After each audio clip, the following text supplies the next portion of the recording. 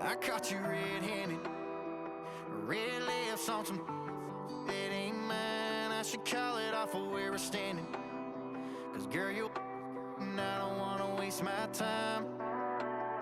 Looking in your eyes, baby, I don't even see you. Running around like you don't even wanna be. I know the story, baby, I wanna confess you. I got one question, what would you do to you? Would you love you, would you leave you out to dry? Would you lie, say that running don't cross your mind? And tell me, baby, would you drive you crazy? What would you do? What would you do to you?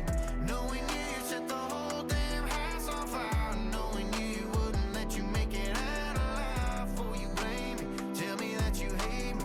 What would you do? What would you do to you?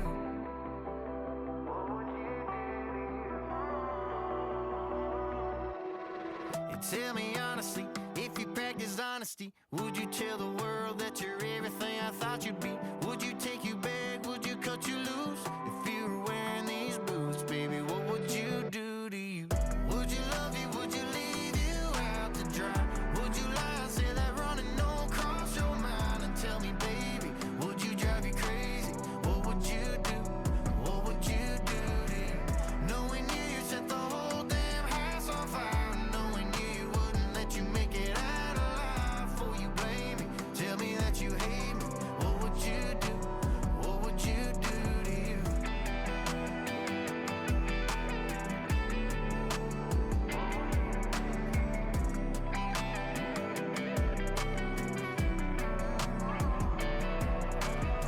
Looking in your eyes, baby, I don't even see you.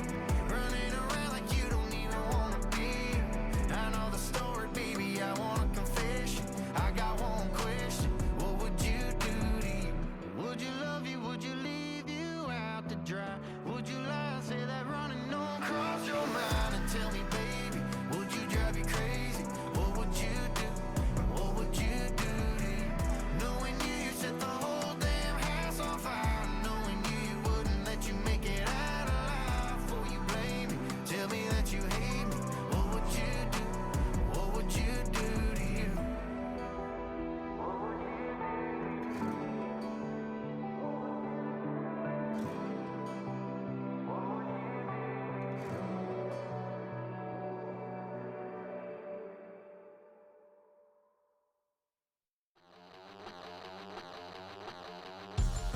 We about to move, son. Don't talk about it unless you do, son. I make the backyard feel like a stampede. I make a trash car feel like it's a band lead, hanging like a war horse. It's the National Football League on EA Sports. And coming up, it's two teams who made their NFL debuts together back in 1976. It's the Hawks and the Bucs, and it comes your way next. Few better places in the country weather-wise this time of year than this one right here, Tampa, Florida, and beautiful Raymond James Stadium. Brandon Gaudin and Charles Davis on hand. Kickoff just moments away. Charles, quickly, keys to the game. For me, it's coaching. Who prepared his team the best going into this one to give them the confidence to believe that they would win the game? That's who's going to come out of this one on top.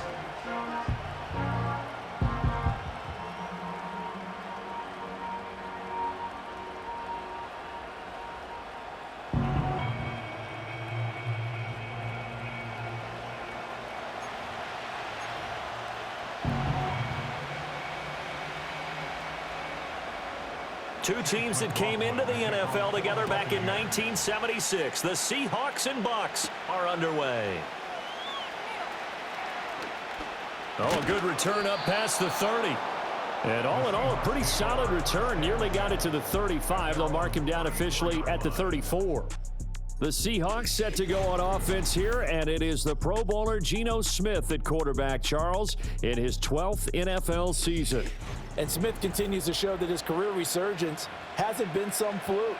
He's brought a level of maturity, stability, and good play that allows him to compete with any team on any given week. The real question is whether or not he can become a championship caliber quarterback. Only time will tell, but for now, he's done enough to give this franchise reason to believe they can certainly get the job done. He completes this to Walker. He'll wind up getting a yard on the game's first play at second down. As a defense, you're more balanced when you're in zone coverage because you're able to keep your eyes on the quarterback and see the play develop in front of you. You're able to keep the quick pass in front of them and stop it right at the line of scrimmage.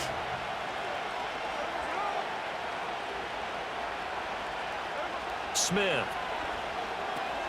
Repeated the last play, finding Walker. He'll be dropped shy of the 40 despite powering through the tackle. It's funny, throughout the time that we've been together when we talk with running backs about the ability to catch the ball, their eyes light up when they talk about open field and having one-on-one matchups, don't they? Yeah, they do. And that's the reason why. Well, we just saw shedding those tackles, and that's what they're used to doing. It is, and it starts at the beginning of the play. One-on-one matchup if someone's trying to cover them, but they also like those one-on-ones downfield after the catch when they're running with the ball. They think they're going to win those too. And Walker has it. And that play went nowhere. Losing yardage. It'll be back at the 36. Here we go on fourth. Smith. Flush to his right. And he'll be out of bounds, but able to get it up past the 45. A curious decision to go for it, but it pays off with a first down. If there's one thing they are lacking in, it's confidence. They took a big and maybe unnecessary risk going for that fourth down. He put them on his shoulders, though, and paid off the big-time gamble.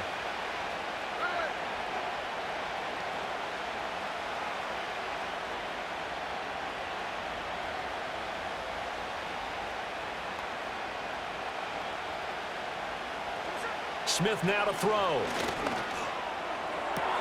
And that's going to be caught downfield by Fant. And all the way in, touchdown Seattle. Noah Fant, 54 yards. And the Seahawks are on the board first here on the road in Tampa. When they drew that up, I don't think they envisioned it ending in a house call. But he got it and took it all the way home. Really impressive run after the catch, wasn't it? That was really special by him. But let's face it, in today's NFL, those tight ends are often former wide receivers or maybe even sometimes bigger running backs. They just put them in a position to get a great matchup and make plays like that. Jason Myers now for the extra point.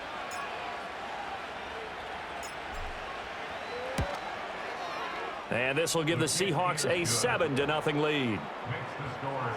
The drive summary that time, 5 plays. And it's Noah Fant who caps things off with the touchdown.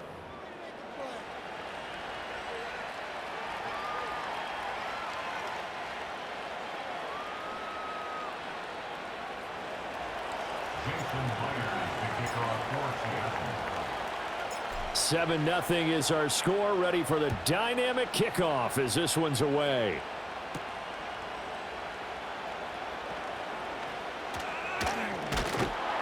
And he's up across the 25 and down at the 28. The Bucs getting ready to go on offense for the first time, and it's Baker Mayfield leading them out in his second season as a Buccaneer and his 7th overall.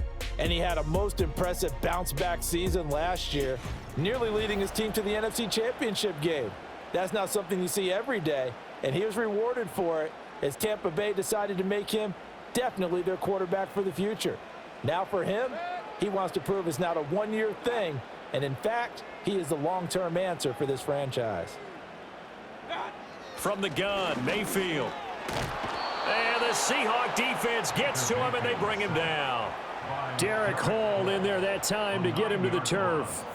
Okay, partner, a couple points of interest right here, all right? Offensively, we see that they came out throwing the football, but maybe more importantly, the blitz that came defensively, they got right after him. And you were telling me pregame before we came on air, you think this is something we could see a lot. Yeah, there's no doubt about it because this is a unit that wants to play the game on their terms. And they need to work to at least get some of this yardage back after the sack. 2nd and 19 to throw, Mayfield. It's hauled in by Shepard. Finding space at the 40. And he'll take this to the other side of midfield before going out of bounds. The catch and run going to wind up netting him 33 yards. I think if you asked them truthfully, they would have been happy to get 8, 9, maybe even 10 yards there and give a manageable 3rd down attempt. Instead, he found plenty of room there on the catch and run and turned 2nd and long into not just a 1st down, but a huge play. So from Seahawk territory now, it's 1st and 10 at the 47. They'll bring a tight end in motion left. From the shotgun, it's Mayfield. Oh, trying to fit it into Shepard, but it's intercepted. Picked off by Reek Woolen. And the Seahawks are going to take over at their own 41. Partner, I think this one went awry very simply because he overestimated his arm strength and his ability to fit it anywhere he wants to. A lot of quarterbacks do that and often pay the price.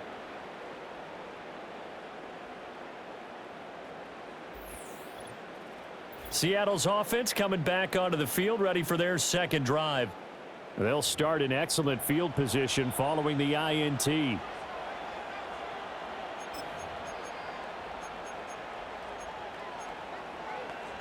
Good starting field position for them as they come up 1st and 10 at the 41-yard line.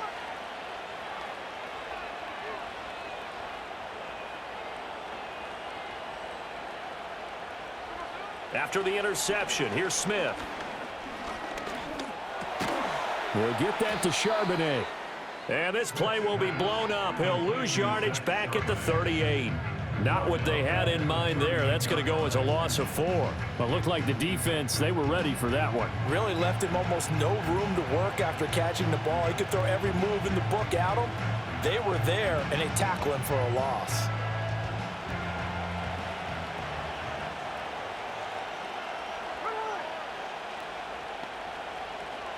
Smith. This will be caught by Brown.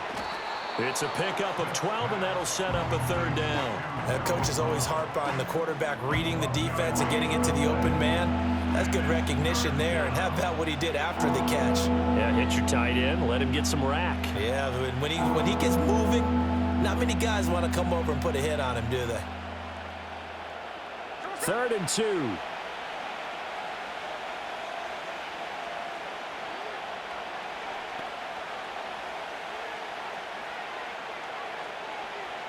From the 50, it's Smith. Pass taken in by his big tight end. And he is going to have a Seahawks 1st down, and comfortably so, as he gets 5 there on 3rd and a yard.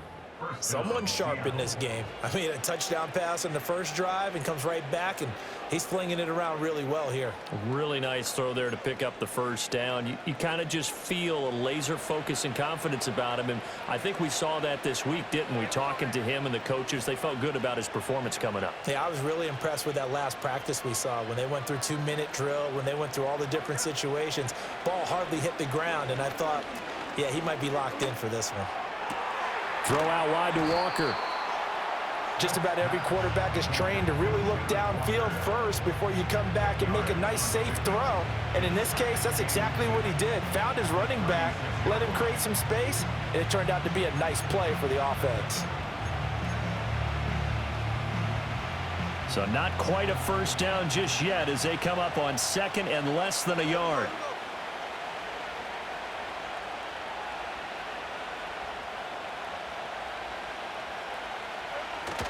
They'll fake the handoff. Now Smith. Well, he tries to force it in, and it's intercepted. Troy Hill picks it, and the Buccaneers are going to take over here on the INT at their own 5-yard line.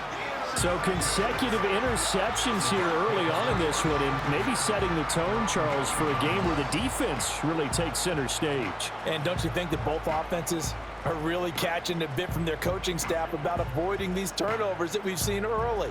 I think both teams are trying to find an advantage. We know that.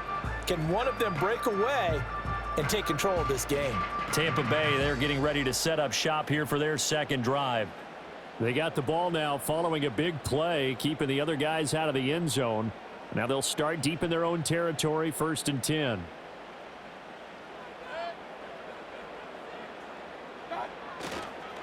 First carry for Rachaad White. And he is going to be stopped cold behind the line of scrimmage. 2 yards the loss, 2nd and 12. Plays like we just saw there. That's why they're up right now. And the defense, they're doing their job. Yeah, it starts with the guys up front. So when you talk with GMs who are putting together a team, a lot of them say we're going to build from the inside out, because if you control the line of scrimmage, you control the rest of the ball game, and that's what we're seeing here. They're actually playing in the offense's backfield, not necessarily just playing at the line of scrimmage. And he's upended at the 6 as they double their room to maneuver on a pickup of 3. Sometimes your philosophies get challenged at times you don't want them to. They did try to stick to the running game on the first 2 plays. Didn't amount to much. And now facing a 3rd and long at the outset of this drive. They'll come up now 3rd and 9.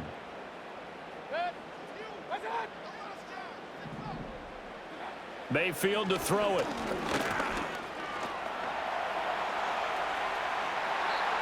Now we're going to get a timeout here as it looks like there's a Seahawk injured on the play. Well, now they're going to come out and take a look at this injury, and we'll be back in a moment.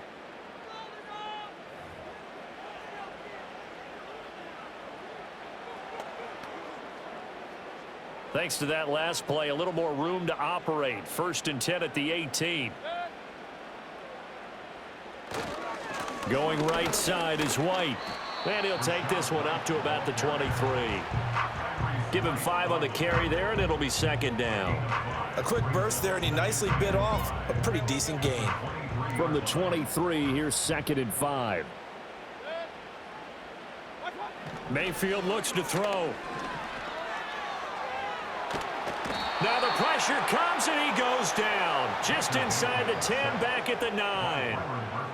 The defense rising to the challenge and setting him back on the sack. Okay, I'm not sure you could actually draw up a better pass rush than that one right there. Nowhere to go outside. He had to keep backing up and backing up and backing up. Eventually dropped for a huge loss. 3rd and 19. Now Mayfield. Forced out to his left. That scramble good for 13 yards, but not good enough for a 1st down. It's 4th. I thought he did a pretty good job there to get back what he could, but let's face it, that sack on 2nd down, talk about throwing a wrench into the works. It certainly did. Yeah, he did everything he could there, trying to pick up some positive yardage, and he did, but not enough. So they're forced to punt on 4th as this one's away. Here's Williams to return. A nice job getting free on the return for 13 yards. And it'll be Seahawk football, 1st and 10. The Seattle now ready to march out of the field. They've got a 7-0 lead in the football as well as they start out 1st and 10.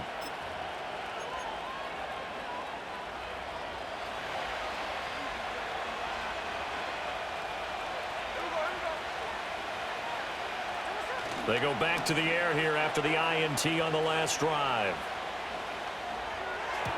And he rifles one incomplete. His back has been a dependable safety valve all game, so he went back to him when his first read was covered. Just unable to connect, so the play results in no gain.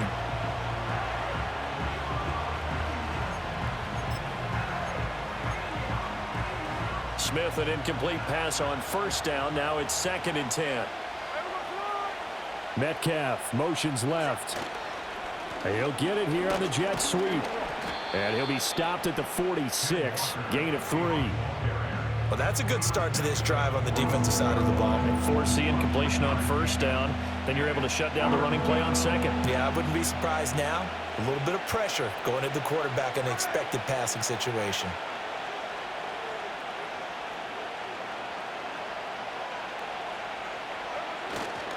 On 3rd down, here's Walker. And he's able to break out of 1 tackle, but then quickly brought down. Give him 3 yards there as that'll take us to 4th down.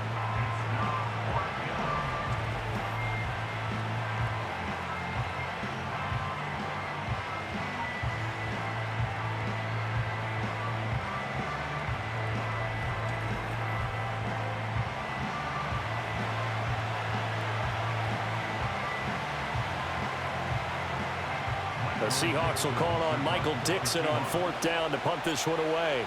Trey Palmer deep for Tampa Bay.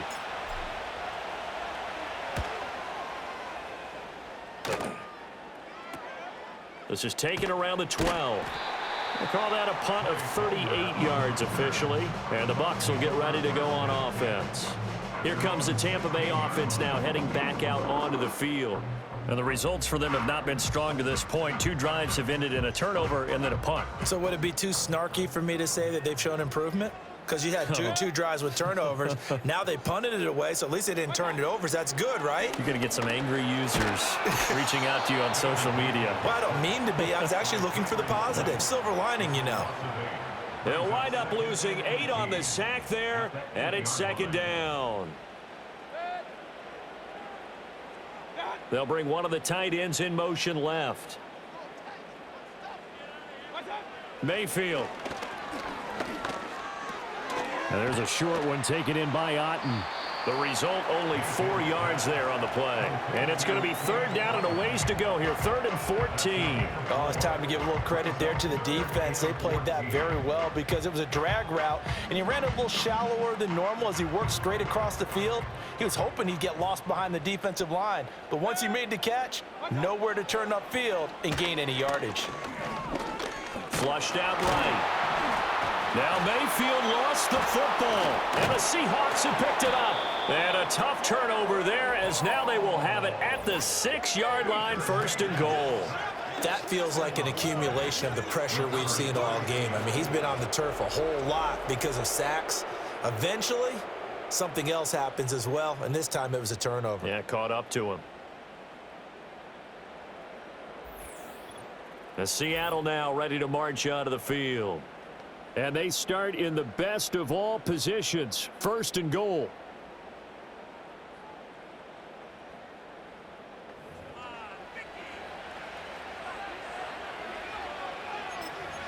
And now before the ball changes hands, they're going to take a look at this just to make sure that they have it right. Previous play is under review. Now the question, was the knee in fact down before this ball comes loose? And is the video convincing enough to overturn it? A lot of factors here. Remember, you also need clear possession of the football afterwards. This is a tough one to overturn.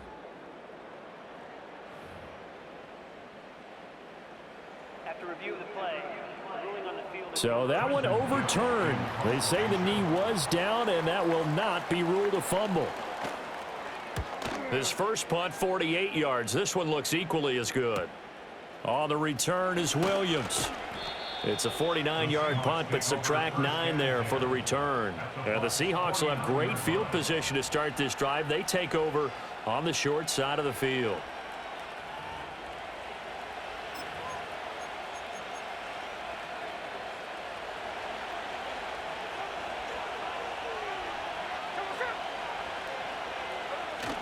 Now a play fake, and it's Smith. Oh, the ball comes out on the hit, but they'll say it's incomplete. Anytime he reads man coverage, I don't think it's going to be the only time he'll try and hit that route to the outside in this game. He'll test the perimeter, but that time, they were up to the challenge.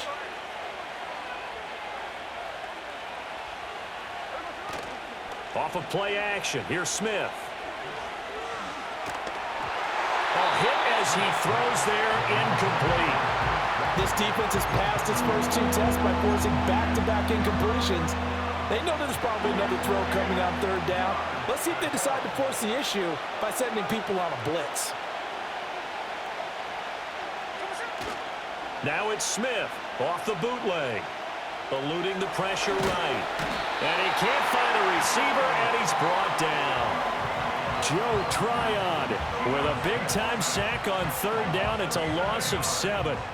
We've watched this a long time, and I still don't believe we get it. 3rd and long, why are you calling play action? Yeah, because they're not going to bite defensively, right? No, not at all. I did have a coach explain to me years ago that for some teams, that's how they have to deal with pass protection and their line blocking. But to me, it seems silly. Yeah, well, they're silly, and it leads to a play-action sack. On 4th down, ready to punt, Michael Dixon.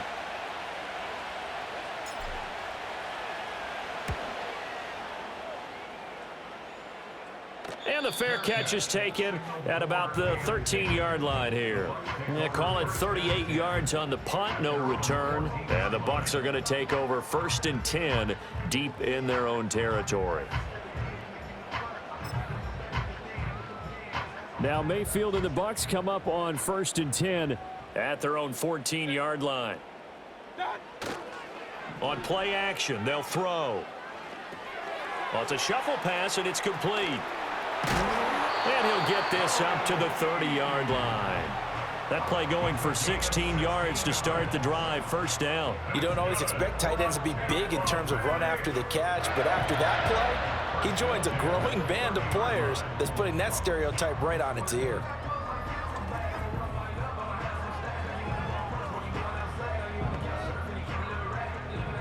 So 1st and 10 now from the 30.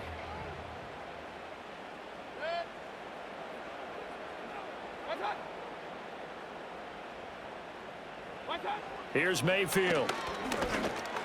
Now there's a short one taken in by Otten. Now we're going to get a timeout. Appears we've got an injured Buccaneer. Well, hopefully, obviously nothing serious here. Medical staff, though, going to take a peek, and we'll take a break.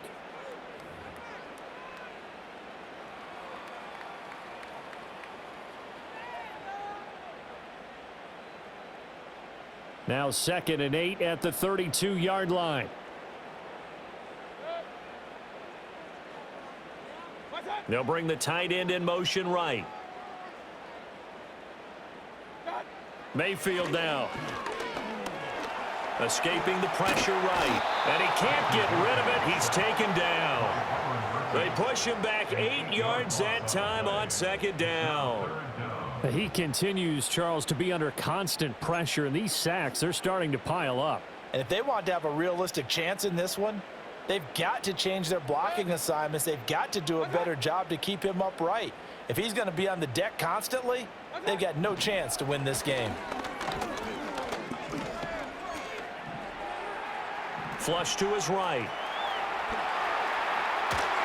And Mayfield will have a first down as he's able to slide to avoid the contact there at the end of the play. A gain of 22. Certainly not a positive sign if you're the D coordinator and you see your guys give up that space so early in the game. 3rd down, that's when the clamps are supposed to come out, but his ability to create things with his legs makes things difficult. Throwing, Mayfield.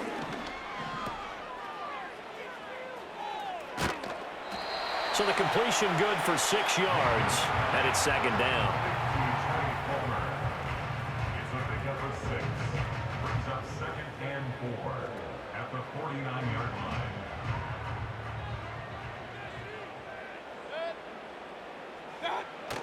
Mayfield off the play fake.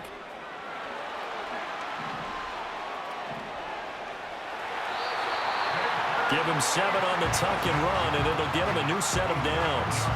Well, I don't want to be a jinx partner, put the whammy on him, but I think we could be looking at all-time damn the ground with the way that he's going. Only a few quarterbacks in this league are capable of a 100-yard game, and he's halfway there just in the 1st quarter. This is a record-setting pace. Hopefully, he can keep it up, and we can have fun watching it. Now they'll switch it up here and look to throw. He completes it right side to White. And he got blown up, losing yardage on the play back at the 44. But despite the completion, they're going to wind up losing 3 there. 2nd down. Well, Brandon, we could see that play developing, and they were hoping that he was going to be able to put a move on the first guy and turn it into a big play. But no such luck. The speed on defense continues to get better and better in the NFL. Pretty nice example there of those guys being able to run from their assignments and finish off that play. 3rd down, now even tougher. 3rd and 13 after that loss of a yard. They have 3 tight ends in that formation. That's almost a universal sign that they're planning to run the football.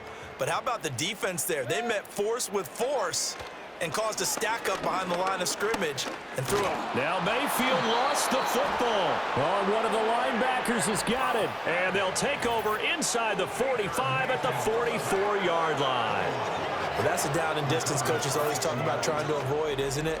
I mean, that's 3rd and long. And you just know they're pinning their ears back and coming after him, sometimes even with extra pressure. And he knew that. I mean, he knew they were coming. He just fumbled it. Yeah, he knew it. The offensive line knew it. Everyone did, yet the pressure was still there, and he ended up coughing it up. Here come the Seahawks now, set to take over on offense. Obviously not the intended goal last drive. They had to punt the football, but still, they've got the lead here, and now a chance to add on to that lead if they can get points on this drive. 1st and 10 upcoming. And that one drops down, incomplete. Good coverage there, forced the ball free, and it's 2nd down. That's tremendous field position that they were given following the turnover, but they've still got work to do to get to field goal range, and the coverage we're seeing isn't going to make it easy. He lets this one fly toward the back of the end zone. That's going to be knocked away and incomplete. And that's where you're counting on a receiver's size being an advantage. They were hoping he could go up the top of a smaller DB and haul that one in. A good thought, but that time it didn't work out. Play action. It's Smith. To the right side and intercepted. And the Bucs are going to take over at their own 41. And not the first quarter that he was hoping for. Now 2 interceptions thrown.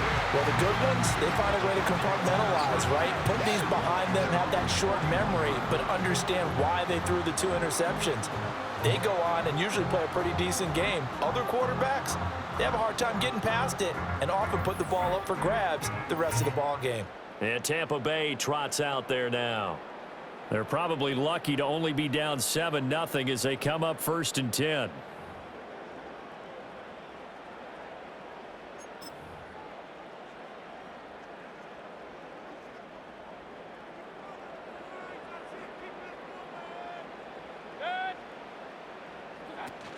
They'll start the drive with a give to White. And he'll take this ahead for about 4. 2nd down coming up.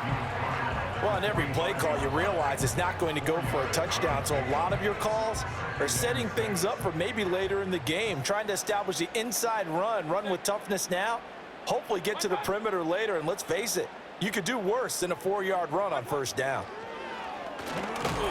Pressure comes. He's taken down by the Seahawks defense. It'll go in the books as a 7-yard loss on the sack, and it's 3rd down.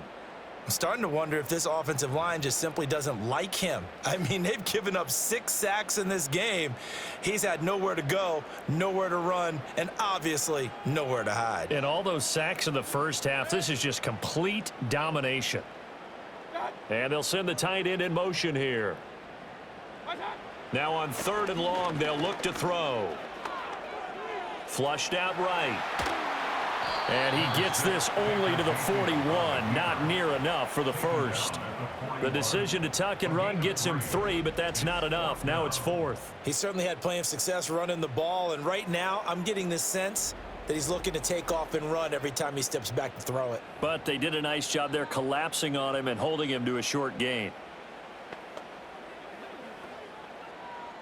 4th down, so they send out Trenton Gill. And he's getting a workout here in this first quarter as he gets it away. And he didn't quite have the backspin on that one. It hits at the 4 and continues into the end zone. It's a touchback. The Seattle now ready to march onto the field. And 2 picks thrown here in this first half alone. We'll see how that affects him. Can't wait to see where his confidence is, because the great ones, they'll throw 4 or 5 picks, and while it'll hurt their team, it won't hurt their confidence. They'll think something was just wrong with the ball or the wind or something was funny. It's never about them. That's how they stay so into the moment and into the game. Oh, this one incomplete. The pressure got to him as he released it. And it's 2nd down. They're bringing a lot of pressure here already in the first quarter. Already sacked him once. Now they get in there and knock another one away. You think maybe that tuck rule being gone makes defenses a lot bolder? Yes, indeed. That time, lucky that the arm was going forward. Incomplete pass. And he stopped right at the 25 after a gain of 5. That 2nd down play call was not to pick up the 1st down. It was to accomplish what they did to get them into a manageable 3rd down, because they had incompletion on 1st down, so they were behind the sticks, so to speak. They needed to make up some ground, and they did. On the counter, it's Walker. And he'll get this one up to the 26. Just a yard on the run there, and that's going to bring us to a 4th down. Well, this was just simply excellent defense. On this 3rd down, they had to be alert for the possibility of a pass, but that didn't stop them at all from understanding what was going on when they decided to run the football, and they just swarmed and stopped them for almost no gain. Here's Michael Dixon now to punt.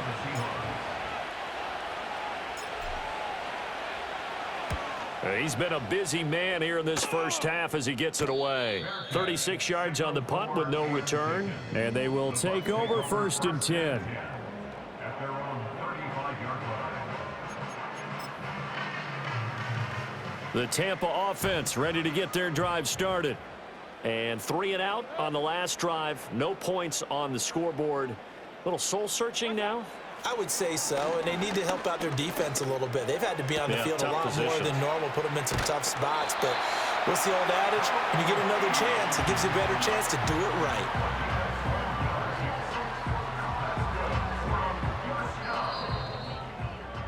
After 1, 7-0 on EA Sports.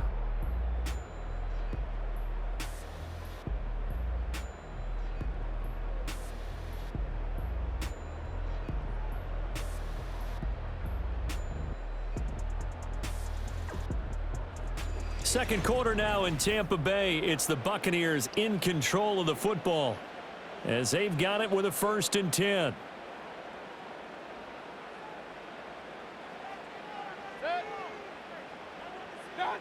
Working out of the gun, Mayfield eluding the pressure right. And he takes this one down almost all the way to the 30. Able to find a lot of empty space there, picking up the 1st down and a 21-yard gain. I am willing to bet that he got a monster grin on his face when he saw what was happening. Man coverage are so committed to denying a big throw that it pulled attention away from him, and he had an easy lane to hit, and hit it he did. Mayfield on play action. This ball complete to Durham. And that's good for a pickup of 10 yards. And that'll leave him with a 2nd and just a few inches left. So much goes into a successful play, doesn't it? How about that play action there, freezing the defense just enough to bring the tight end free downfield for the completion. To throw, Mayfield.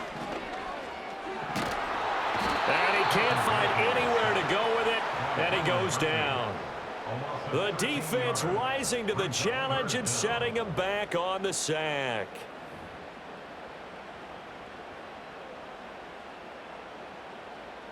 The offense on 3rd down, 2 for 5 to this point. This is going to be 3rd and 13. They'll set up to throw.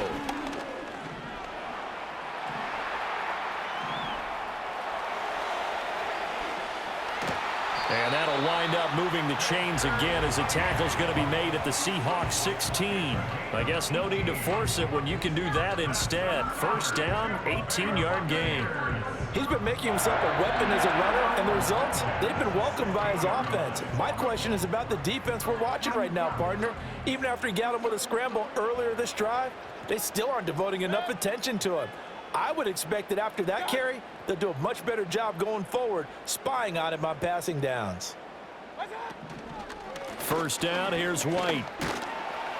And he's able to get this inside the 10 now to the 9. A solid run on 1st down, gain of 7, leaves him with a 2nd and 3.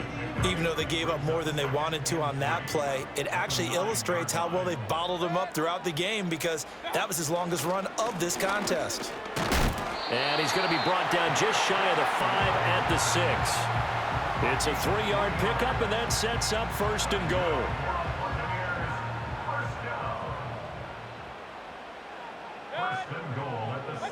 They'll try to throw here. Mayfield.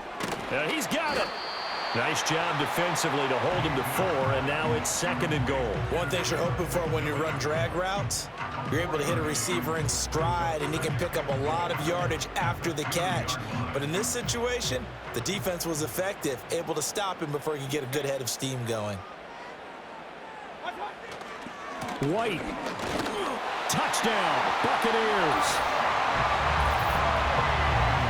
A strong, determined run there, Charles, to get in for 6 points. This is why it's such a team game, isn't it? And I know it sounds really generic and it sounds almost trite, but the blocks were made up front, offensive line, collective victory at the line of scrimmage and downfield. And how about the finish to the run all the way into the end zone? Chase McLaughlin on for the extra point. And it's blocked. And the Seahawks have it. But he doesn't get far. They're able to stop him And after all that, the extra point attempt unsuccessful. I know it's easy to kind of shrug off a blocked extra point, but this game is shaping up to be a tight one. The second half, this could prove crucial. Yeah, we might look back on this one. We'll have to wait and see. A solid return, pretty good field position. They'll start at the 32. The Seahawks offense now, they get set to go back to work. Charles, a very uninspired effort the last time we saw them out there. It was a quick 3-and-out, then they punted the football. Yeah, and you never want to get stopped so soundly during a series, but what would be even worse now is letting it happen again right here. They've got to get going. Now Geno. He completes this to Walker. And he gets this up across the 35 before he's out of bounds. They'd love to just strike back with a touchdown right here, and if it's a long play, so be it. But the main goal, get a couple of first downs, run some plays, run some clock, allow their defense to get a chance to catch their breath, settle down, and relax a little bit after they just gave up a score. Now Smith. Repeat of the last play, finding Walker. They'll wind up getting just a yard, and it brings up 3rd and 5 now. I know it was a gain, but you have to sense probably a little bit of disappointment there because when it's out there in open space, I think they expect to get more out of a play, don't you? Especially when you're getting it to your guy out of the backfield. You're expecting him to be able to create something, be a little more shifty. Yeah, no doubt about it. Good open field tackling held it to an okay gain. Now it's Smith. Pass taken in by his big tight end. And he is going to have a Seahawks first down. They needed 5 there on 3rd down. He winds up getting 7.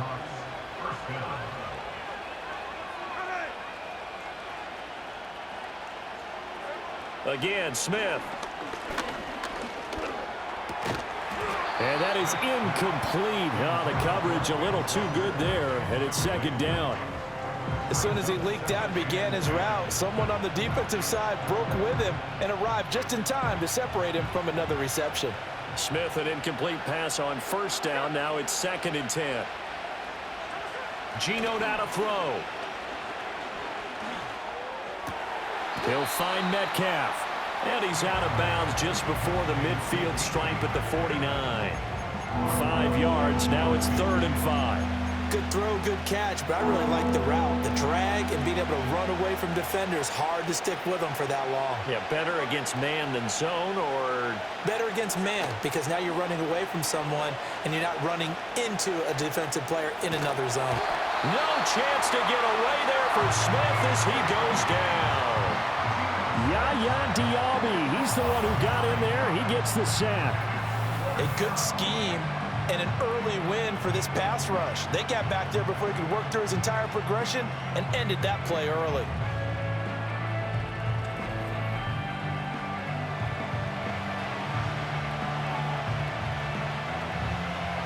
Now here's Michael Dixon as he'll punt it away for the 4th time today.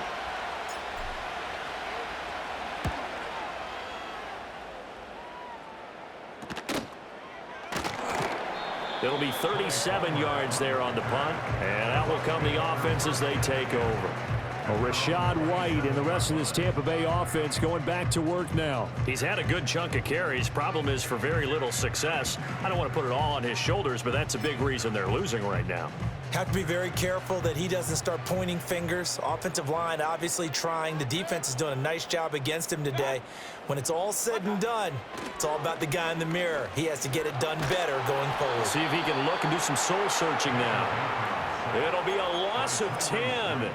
And it'll bring up 2nd. Brings up 2nd and 20 at the 17-yard line. Now a give up the middle. This is White. And that closed up quickly there as he gets it up only to about the 17. And they only get a yard back there. They'll be left with a 3rd down and long. But not much on that run, Charles. No, that's exactly the way to execute a run blitz there. They guessed correctly that they would move the ball on the ground, honed in on it, and stopped them. Mark that down for a win in the defense's column. Mayfield looks to throw. And a big loss here as he's taken down. Multiple defenders getting to him there for a huge loss. These sacks now, they're starting to pile up, Charles, and that front seven defensively, they've had their way with this offensive line. And I think at this stage, we have to start thinking about different play calls. We've got to start helping this quarterback out because the entire game he's been under siege. I don't care what the down and distance. They've got to get the ball out of his hands a lot quicker. Here comes the Buccaneers punter now as the drive goes backwards, so he's on to punt it away.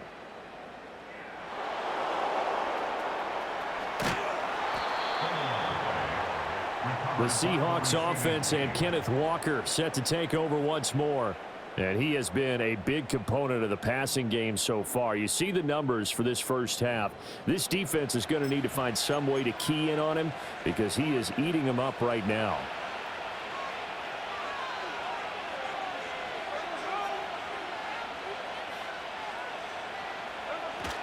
They'll fake it. Now Smith. He's going to let this go. Back of the end zone. That is incomplete. I'm sure that pass was incomplete as they made an attempt to get a big one downfield.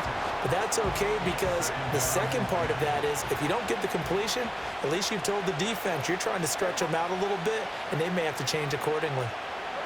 To throw is Smith. He'll fire one downfield for Fant. And that'll be incomplete as it's knocked away. But a penalty flag is down. So who's this going to be on? Looked like some hands both ways. They got it on the offense. Sometimes there's a fine line between being the receiver and the DB, and he knocked that one away. Might have caused an incompletion that could have been an interception. They'll fake the handoff. Now Smith. Out to the right, he gets it to Lockett. So nothing doing there. And they're going to be staring at a 3rd and long here. The defense loves to hang their hat on that, don't they? You get a guy that catches the ball, but you stop him for no gain. Without a doubt, because they're also used to trying to catch people after the catch, and they miss. And that turns into what? A huge play. We've seen it so many times. In this case, though. And he's going to be intercepted for the 3rd time thus far. Picked by Antoine Winfield Jr. And the Buccaneers are going to get it back here just past the 35. And I think this is a situation where a quarterback coach in the sideline is going to talk to a signal caller and say, listen, it's 3rd and long and it's still early in the game. Let's not force things here. If we don't feel good about it, let's just check something down and punt the football. Now the Buccaneer offense set to take over again. See if they can put this drive in the end zone, Charles, because it's been a little bit of a rough go at times. They've had to punt the football a ton in this ball game because of stalled out drives. So are you saying that you're kind of tired of seeing the punter run out there and do his thing during this game? Is that what you're trying to say? Well, I mean, I'm okay with it. I have a feeling that this offense, they don't want to see the punter again. And frankly, the punter doesn't want to run out there anymore himself. He would love to see his offense put together a drive and give his leg a rest. And he slips up past the 45 before being tackled. Give him 13 yards on the opening play of the drive and also give him a 1st down. One of my old teammates called me the other day when he was watching the game. He's like, man, trying to watch an NFL game and trying to account for their passing game, that's difficult. And just when you think you get everything covered, here comes a back out of the backfield. And in this case, he picks up a 1st down.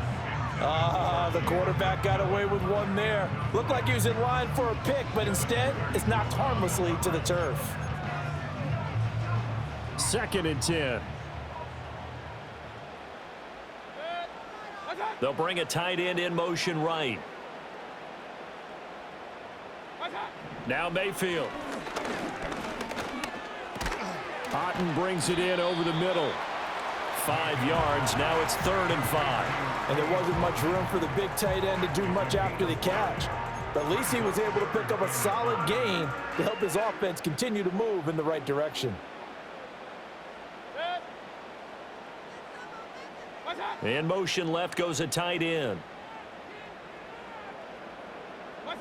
They'll throw again. Here's Mayfield. And he's going to have to eat this one as down he goes. Multiple defenders getting to him there for a huge loss.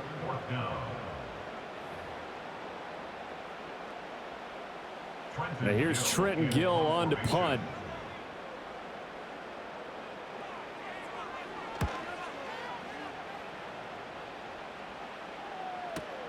Here's Williams to return. A big kick, 50 yards that time with a return of 4. And it'll be Seahawk football as they take over deep in their own territory.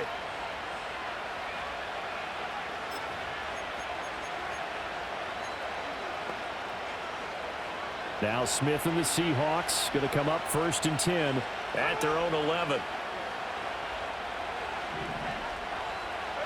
Trying to shake off the interception from the last drive. He'll look to throw. Going for Metcalf on the deep ball. It's a big play there for Seattle. 41 yards. As we've seen over the years, offense coordinators will often ease their way into drives. Many of them don't want to risk a turnover or put their defense in a bad spot, but not in this case. Not at all. Forget about easing into it. They took a shot. It worked.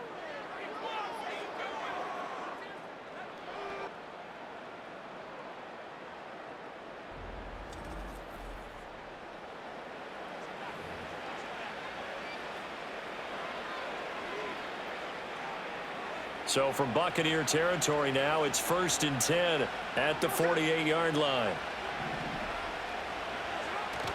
Off of play action. Here's Smith. Going for Metcalf on the deep ball. Touchdown, Seahawks.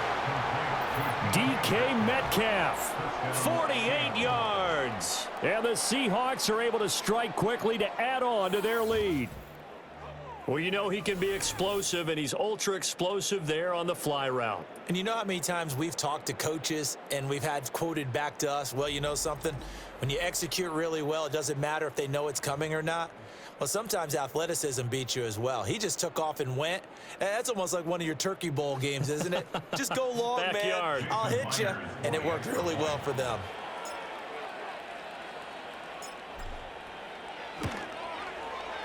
Extra point up and through by Myers. And the lead is up to 8. The long touchdown pass gets them 6 on a very, very tidy 2-play drive that time.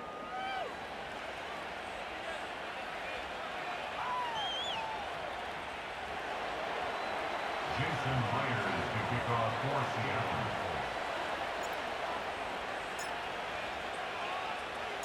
And after the touchdown, here's Myers to boot it away.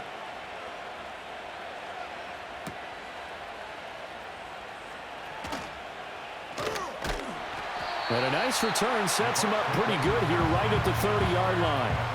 The Bucs ready to take over once again. The last series for him, a little disappointing, forced to punt. And now they'll try to do better here and come away with some points as they begin this drive, 1st and 10. Mayfield to throw it. Got his man complete over the middle. That's Shepard. It'll be a gain of 5, and it'll be 2nd down.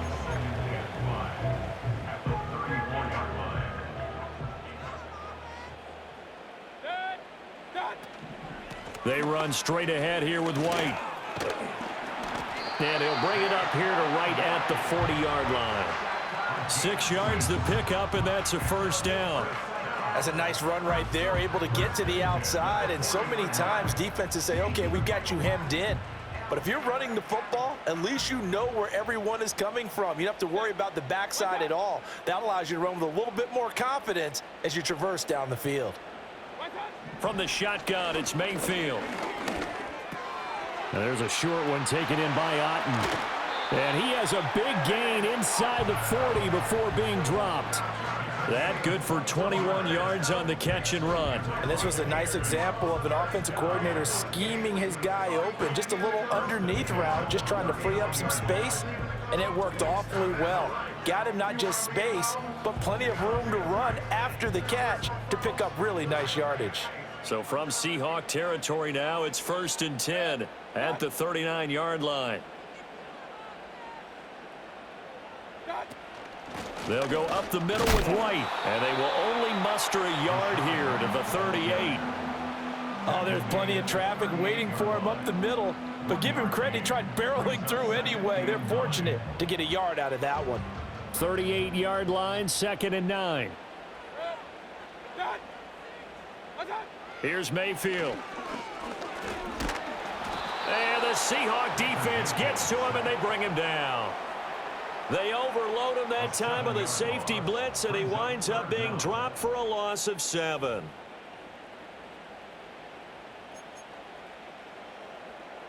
The Bucs on 3rd down. They've converted 3 times in 8 chances. This is 3rd and 16. This is White on the screen. And he's taken down inside the 30. That was no 3rd and 2. That was 3rd and 16, but they get the conversion anyway. And this pass rush has really been bringing the heat and has already gotten home a few times here in the first half. So how about the play call there? Sometimes if you can't protect, you've got to fool them. Screen passes like that can take a little steam out of what's been a relentless rush so far. From the gun, Mayfield. Another catch by White. Back-to-back plays. And he'll be out of bounds as he gets this down about the 21 or 22. That was play number 7 on this drive, and it got him 7 yards. Not only did we just see back-to-back nice gains, but we're also seeing the confidence rise, not just for the guy who caught it, but the guy throwing it as well. And these back-to-back catches here out of the backfield, that can set something up downfield in a later sequence, right? A lot of the time, it starts to draw the defense closer to the line of scrimmage. So to your point, show this swing pass, show this check down. Maybe later on, you heave one deep and you catch him close to the spot. And he will slide to a stop.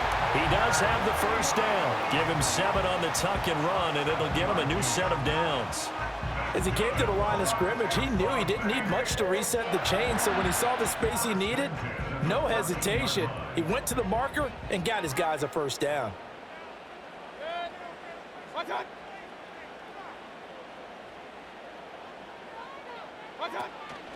They defer to White out of the shotgun.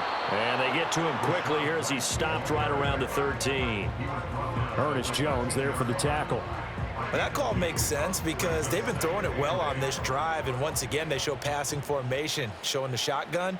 Then they ran out of it. That's a nice play by them defensively, though, to hold it to a short game. And he'll fight his way down right around the 12. He'll pick up only a yard there, and it'll leave him with a 3rd and 7. In order to play really good run defense when you're playing a 3-4, those 3 guys up front, the nose tackle and the guys they call the defensive ends, they're usually big, big people because they're going to have to eat up a lot of blockers because it's usually 5 on 3. And when they do their job... And he's into the end zone. Touchdown, Buccaneers. Baker Mayfield. A 12-yard touchdown run. And the Buccaneers have come back to make it a 2-point game. What an effort there. Sometimes you hold your breath a bit when you see your quarterback diving for the end zone. You don't want him to land on a shoulder wrong or take a big shot. But he looks none the worse for wear here, and that winds up a touchdown. McLaughlin for the extra point.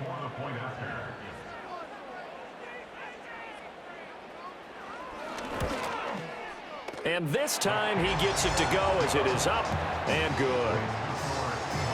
So that one a long 11-play drive. And it was capped off by a 12-yard touchdown run. Following the touchdown, here's McLaughlin to kick off.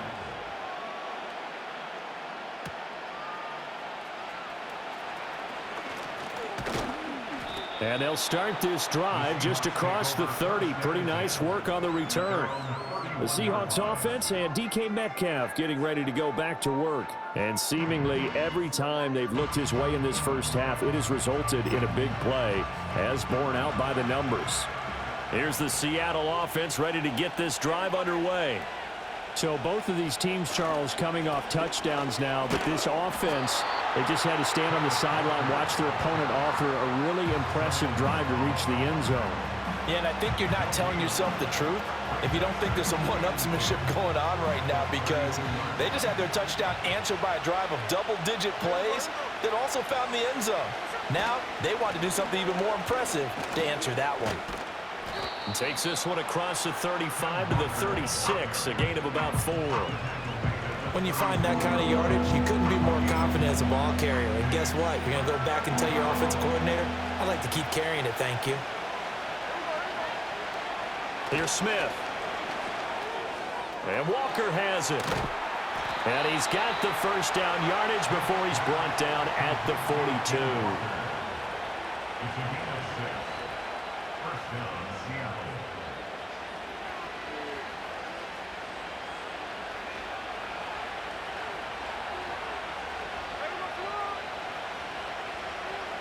Smith now to throw. It's caught. Lockett. So that'll be no better than an incompletion, and that'll make it second down. Well, that was a simple throw and catch, but even with that completion, 0 yards gained, so they're behind schedule on down and distance. I think they were hoping to get it to him. He could make a man or two miss, but that window closed quickly.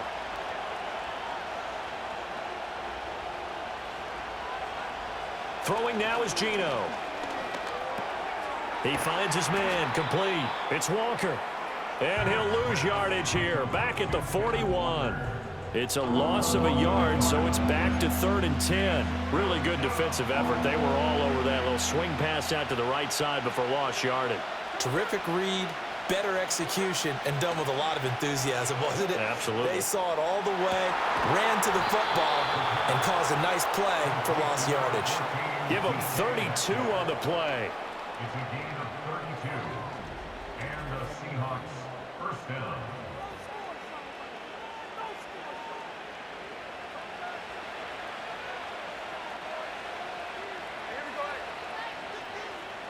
Smith throwing again.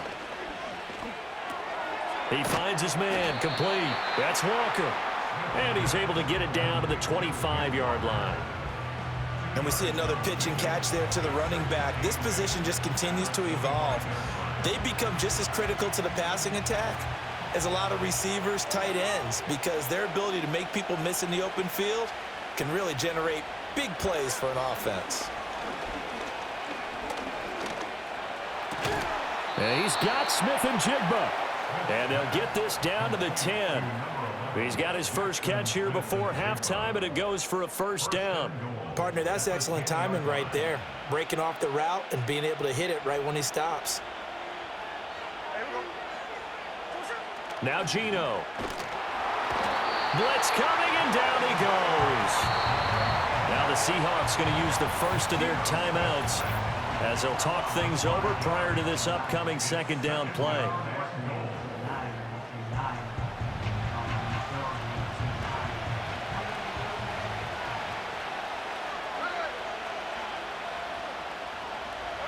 Now Smith. And he is in for the Seattle touchdown. Pharaoh Brown. A 15-yard touchdown grab. And the Seahawks are able to extend their lead. For good reason, quarterbacks want to get the ball to the perimeter to their wide receivers for big plays. But in this situation, it felt like, based on coverage, he knew that he wanted his tight end to have the football, and for good reason.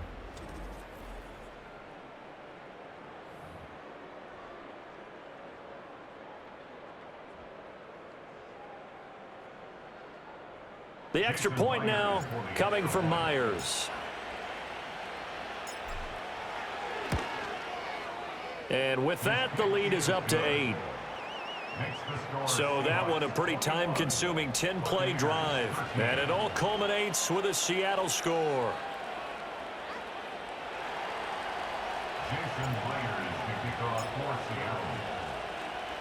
And after the touchdown, here's Myers to boot it away.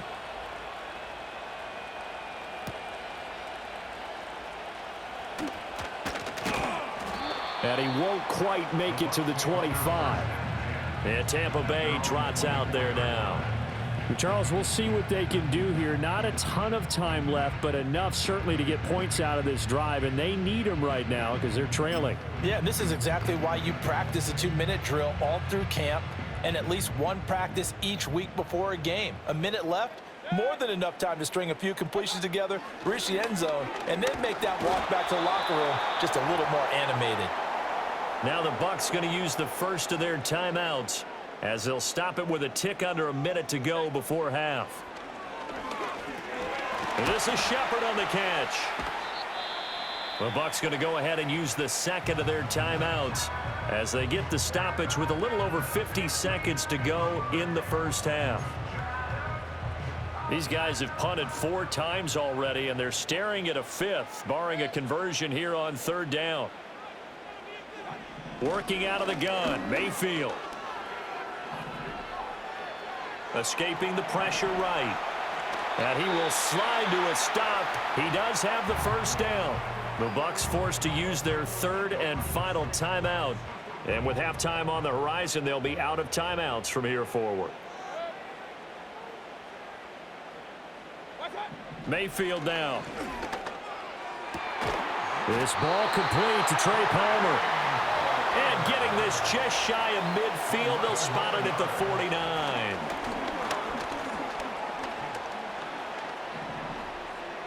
And incomplete.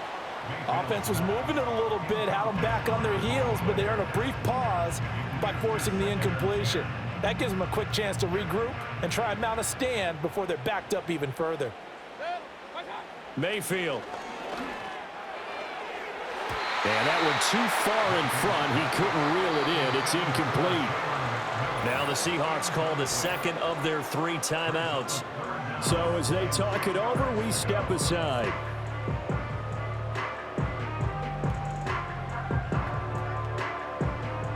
Here comes the 7th play now of this drive as this is 3rd and 10. Throwing, Mayfield. A throw left sideline falls incomplete.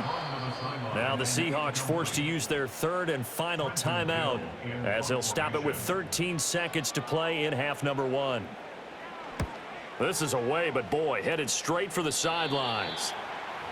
The Seahawks kick over 1st and 10 at their own 27-yard line.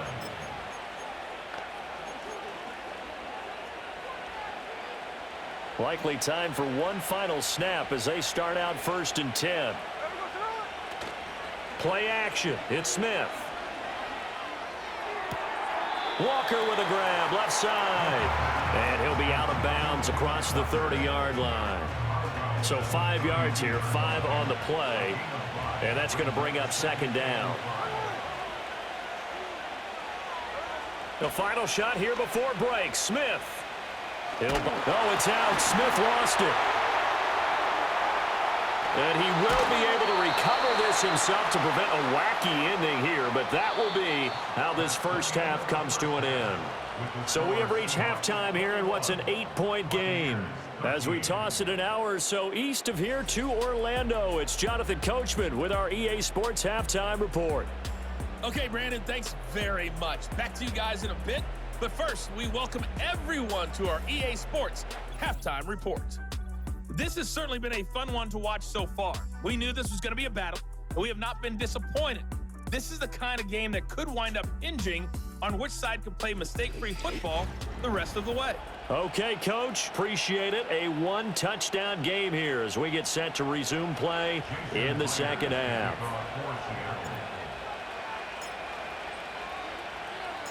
This still a 1-possession game, 8 points the difference as we resume action on EA Sports. And makes it across the 20 as his guys will set up shop at the 23-yard line. The Buccaneers offense and Baker Mayfield set to take over once more. And it's been a struggle for him all afternoon. This defense has really done a nice job of making him earn everything he gets, and it's prevented him from getting into any kind of rhythm here today.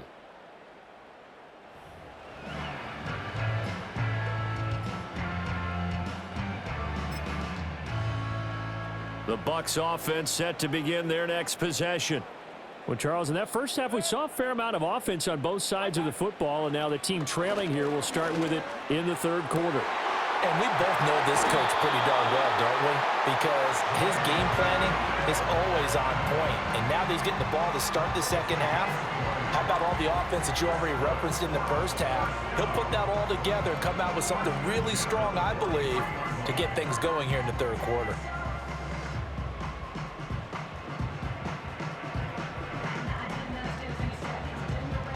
One play has him up past the 40 already, and another 1st and 10.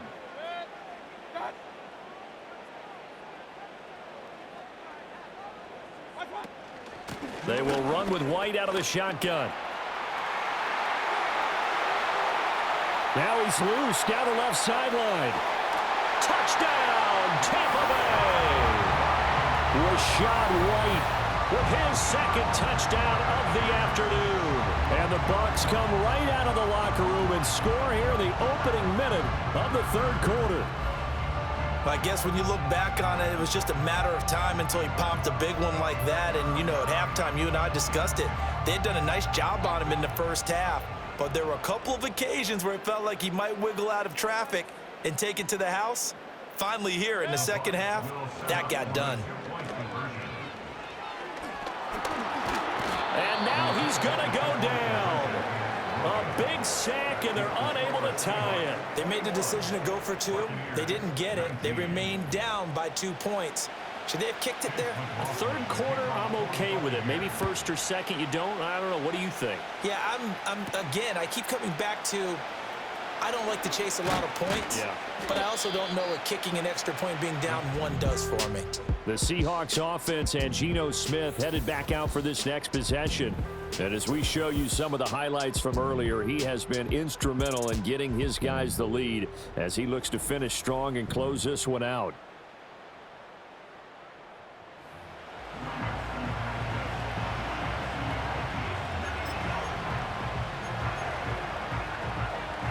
Coming to the line here to begin their next drive, the Seahawks offense. They have played so strongly. You look at the scoreboard, you probably, with the way they played, you would think the margin would be a lot bigger, right? You would. And in your experience, how many times have we run into coaches where they've talked about, hey, we just want to put it in the hands of our defense and have them win the game? In this case, not the case. Not at all. You want to put it in the hands of your offense, but you always feel better about seeing defense because you think defense is a constant and offense kind of comes and goes. Today, this game, no, they need their offense to stay on a really hot level. They've been hot so far. Now a 2nd and 2. Smith. It's complete to Brown, right side. 2 yards, good enough for a first. And the tight end is certainly a position built to move the chains because they can control space underneath. If they've got good hands, then, of course, they're a dynamic target. But one other thing is they're right in the sight lines of a quarterback on just about every play, and that makes it easier for the quarterback to pick him out and deliver. This is Fant on the short completion. It'll go as a gain of 4, and that'll bring up 2nd down. Got to give credit where it's due. Really nice defense on that play. The pitch and catch was successful, but not any run after it. From the 43, here's a 2nd down and 6. To throw is Smith.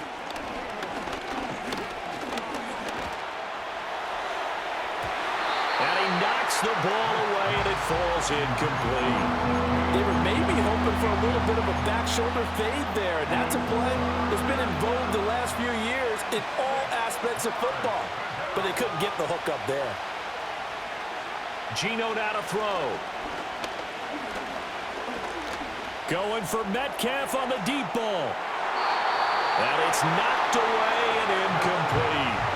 Now here's Michael Dixon as he's on for the 5th time here today.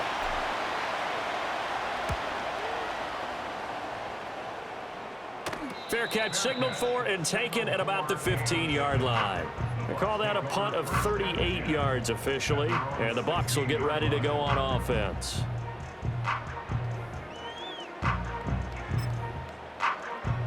Now Mayfield and the Bucs come up on 1st and 10 at their own 16. They'll start here with a handoff to White, and they're going to stop him right at the line of scrimmage. Just no cutback lane to be found whatsoever. 2nd and 10.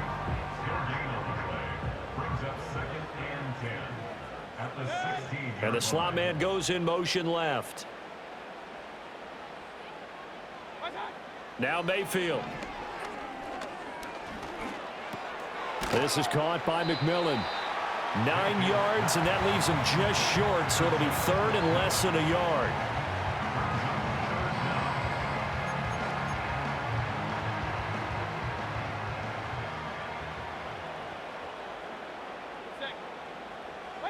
To throw, Mayfield. Pressure comes. He's taken down by the Seahawk defense. It's a loss of 10 on the sack, and it leads to 4th. Well, this has to count as a great team effort today, but this man, he's been at the center of all of it. Really special day for any defense to have this many sacks in a game, even more so for this player. One of the best individual efforts of the season.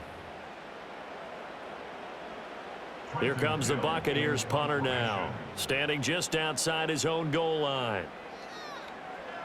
He's averaging just under 50 yards a punt as he gets this away. On the return is Williams.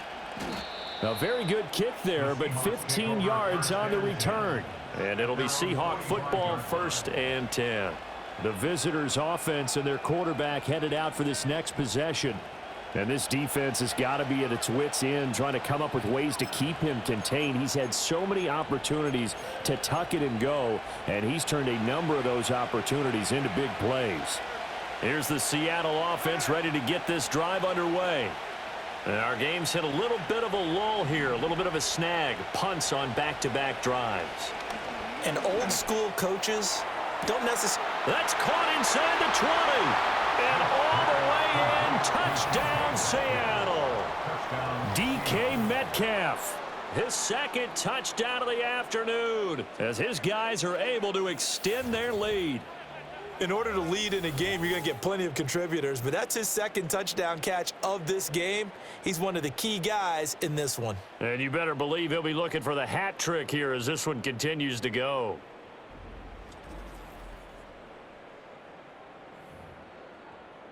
Now Myers for the extra point.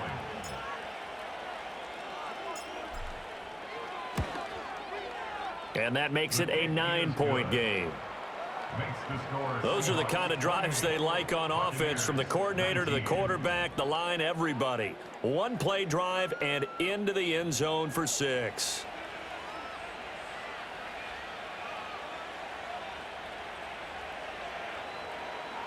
Jason Myers to kick off for Seattle. And after the touchdown, here's Myers to boot it away.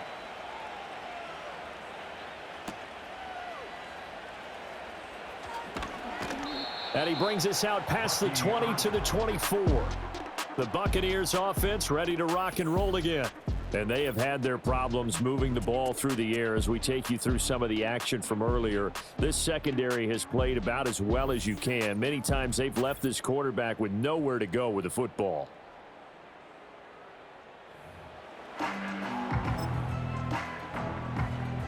The Tampa offense ready to get their drive started.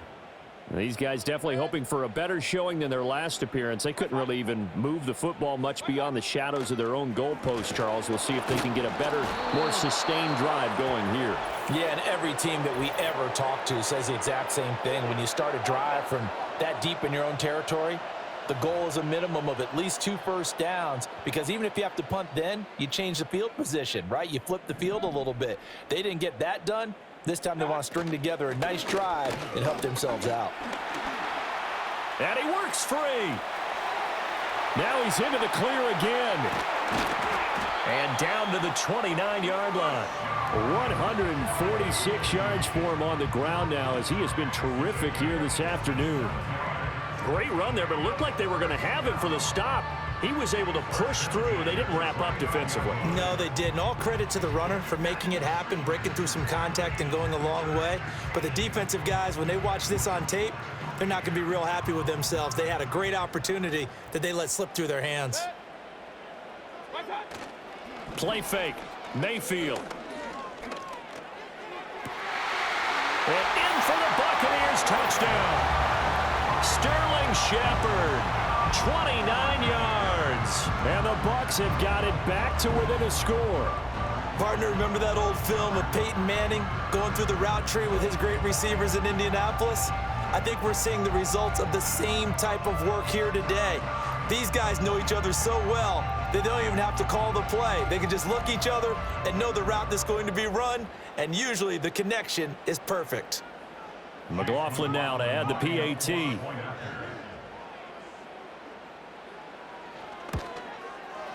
And the lead is down to 2. One play, 2 plays, touchdown. That's all it took there. A very short and sweet drive that got him in the end zone. Following the touchdown, here's McLaughlin to kick off.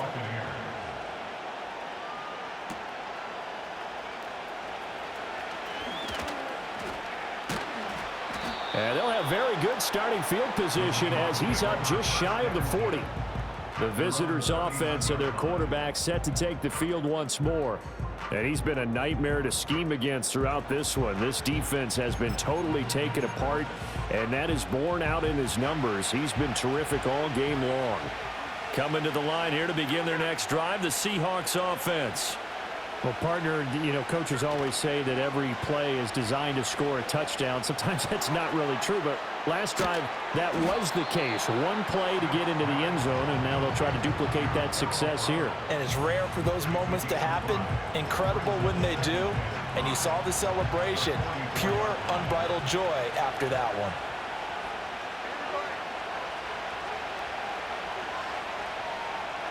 Smith.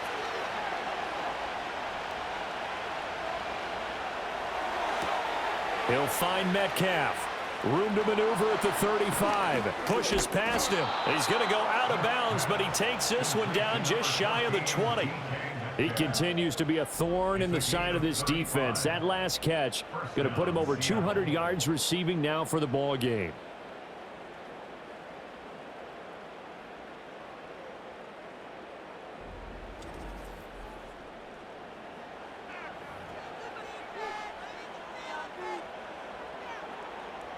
So the big play gets him all the way down to the outskirts of the red zone here for 1st and 10.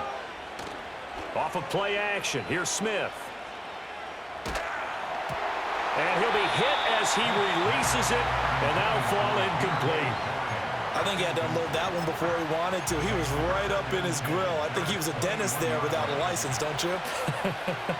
Just not enough time for the play to develop. Just lucky it wasn't a fumble, really. Up the middle they run. It's Walker. And he'll take this inside the 20 and down to the 18. He'll get only 3 there, so it leaves him with a 3rd and 7 ahead.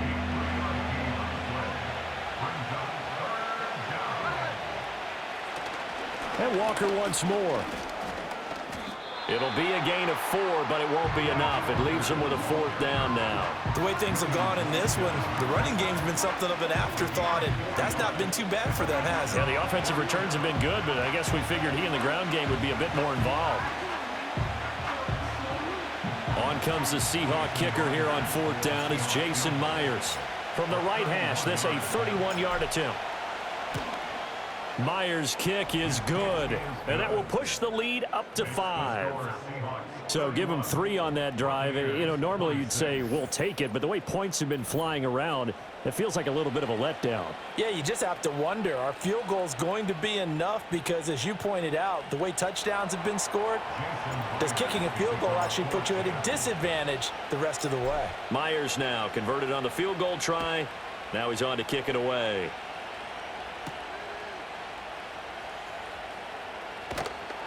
And he'll get it up past the 20 to about the 22. A look at Sterling Shepard as he and this offense get set to go again. Pretty good game for him so far. I guess he's still got time here to make this a great game, but so far he's been solid. I like where you're going with that because it has been pretty good, but there's always that hint that things can really escalate for him. And right now, they feel like they're somewhat keeping him in check, but he has found the end zone once. But, boy, he can explode at any moment. Yeah, and when you hit that end zone once, you want to find it again, don't you? Yes, you do. Makes you hungrier. You get greedy in a good way. And he takes us beyond the 35 before going out of bounds. They may want to go back to that one. First play of the drive, good for 15 and a 1st down. We can talk all we want about football being a game of strength and brawn. It's also a game of mismatches, and they're trying to create one there, getting it to their back out of the backfield to make a bigger play. As we often say, get it to him in space, let him use his leg. Yeah, if he can get a matchup against a linebacker or maybe a defensive end dropping out in a zone blitz, he's going to win that battle just about every time. And he continues to pile up the yardage. That puts him over $150 now. And this defense has really had its problems trying to keep him contained.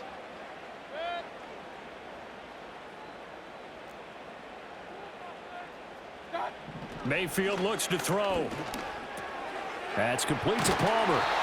And he'll get it out a couple yards shy of midfield at the 48. Second catch for him today, and it'll wind up a first down.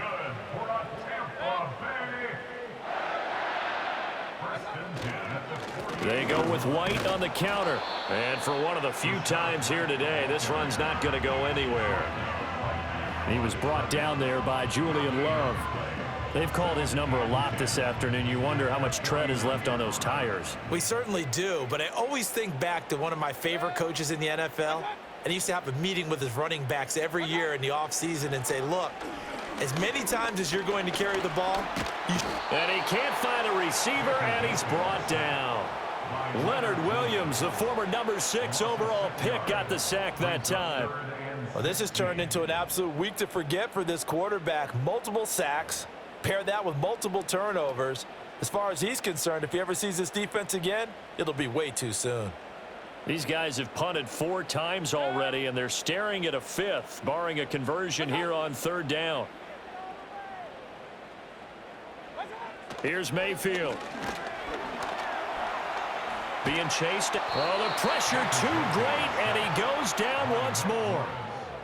The defense rising to the challenge and setting him back on the sack. And this dominant defensive performance continued on that play. This poor quarterback, he's not received the protection he needs and has had to pick himself up off the turf far too often.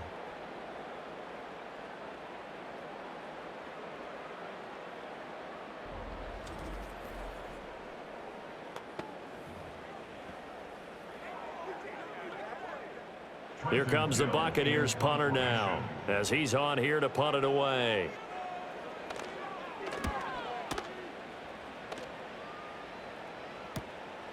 This is taken at the 23. That'll go as a 46-yard punt with a return of 7. And it will be 1st and 10 as they take over. Get a look at DK Metcalf as this offense returns to the field. And I think we both agreed he could have a really good game with this matchup, but over 200 yards now. I don't think we saw it as that good. And I think what really makes it special is when games like this are occurring, it's not just getting locked in and in the zone and on a roll. It's continuing to adjust throughout the game because, you know, the defense is kicking coverages towards him, trying their best to slow him down, and he keeps getting the better of them. Yeah, whatever they've done, it hasn't worked. And those two just haven't been in sync thus far. They've done a nice job against him, but still, with his talent, you would expect them to have more completions to him in this game. Rush coming, and he's taken down. Levante David making his presence felt in the backfield. This is a little hard for me to compute because I'm watching sack after sack happen, but somehow they're still behind in the game. I would expect all of this defensive pressure to translate to them taking a lead, and thus far, it hasn't happened. Time's winding down. They don't want to waste this type of performance from these ace pass rushers. Now a tough spot for Geno Smith and company after the sack. It's 3rd and long.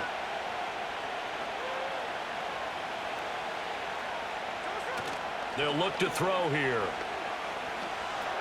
This is Fant on the short completion. They'll wind up getting 7 on the play, and that'll bring up 4th down. So much about this game is just understanding situations and then having to execute, isn't it? Guard the first down sticks. Don't let them get there, and they rallied and made the tackle.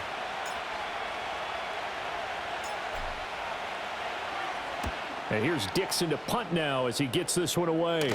Fair catch called for and taken right near the 30-yard line. 37 yards on the punt with no return. Offense heading back out, and with them comes Rachaad White. He is hoping to find the end zone for a 3rd time, and we sit now in the 3rd quarter.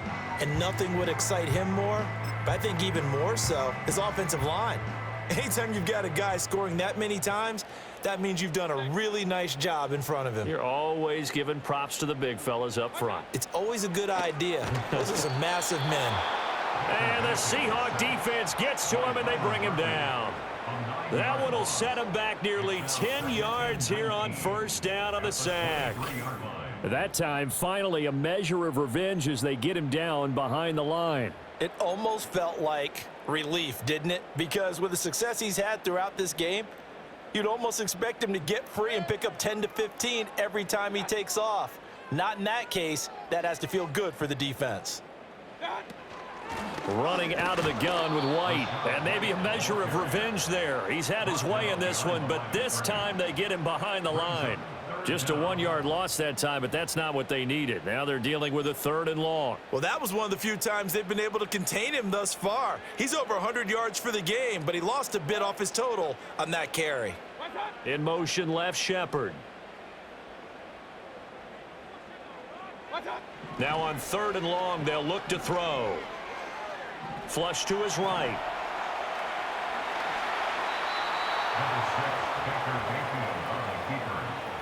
These are running back numbers that he's accumulating right now. Received double-digit carries and has rewarded them by breaking the century mark in rushing, in addition to what he's done through the air.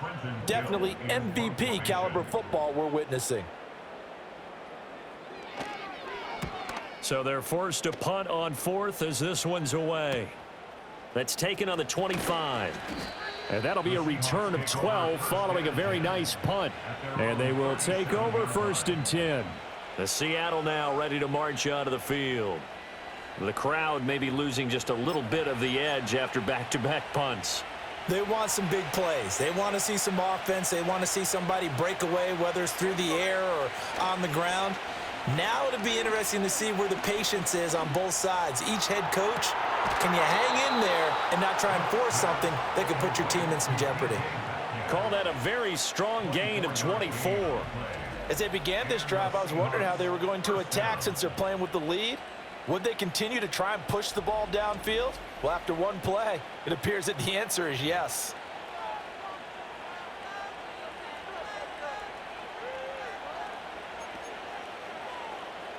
So from the 39 now, they'll come up on a 1st and 10.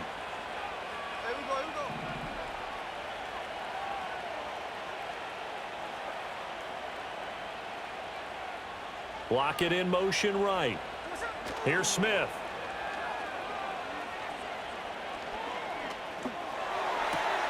And his pass is intercepted for the 4th time today.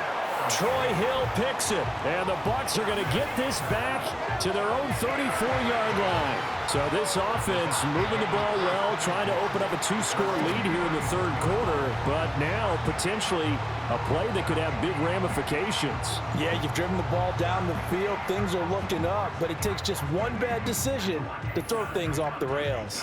The Buccaneers offense and running back Rachaad White set to take over again.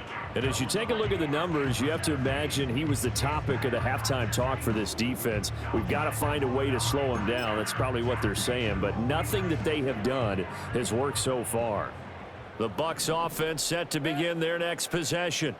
The defense got the better of them last series, forcing a punt.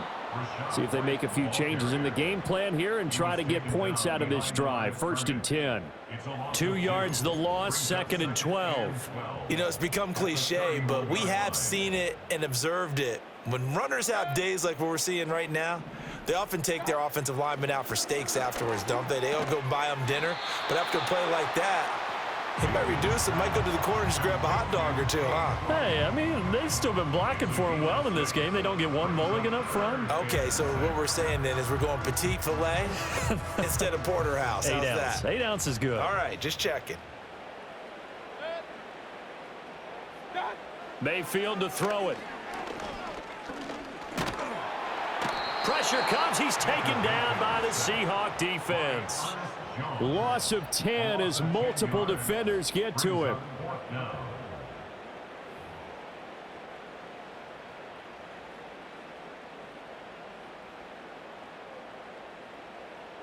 Here comes the Buccaneers punter now as he's on to kick it away.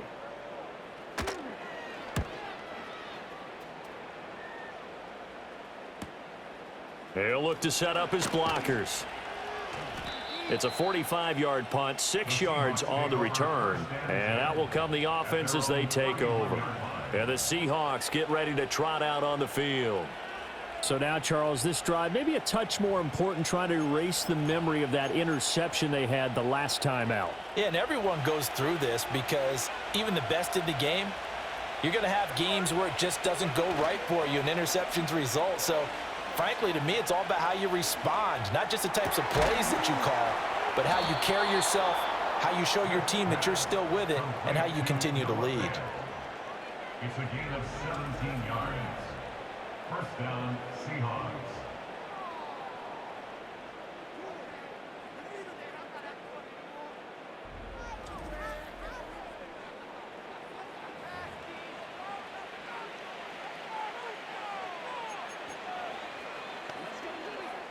So one play, and they're already just shy of midfield.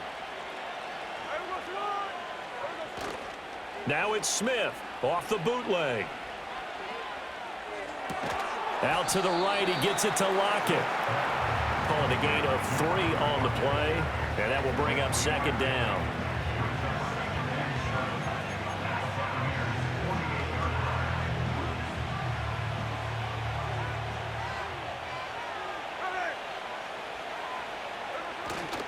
They'll fake the handoff. Now Smith.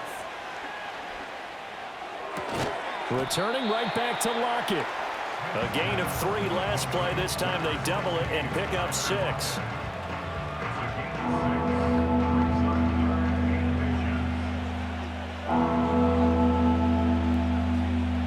Could be 4-down territory even if they don't get this, but they need just a few inches here on third. Again, Smith. Able to shake him off. Fighting to stay upright. But in the end, the pressure too great, and he goes down. Multiple defenders get to him there, and that is the 6th time he's been sacked in this ball game. I don't know what you were seeing on that play, but it felt to me like I wasn't watching a football field. I was watching a boxing ring. He was bobbing and weaving and trying to make sure he kept the play alive.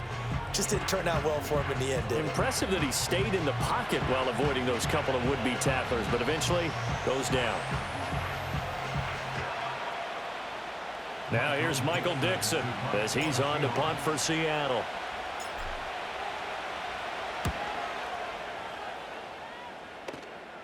And the fair catch is taken at about the 13-yard line here.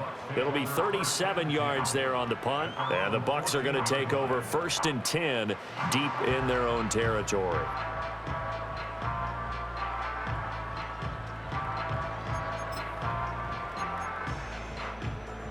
Now Mayfield and the Bucs come up on 1st and 10 at their own 14-yard line.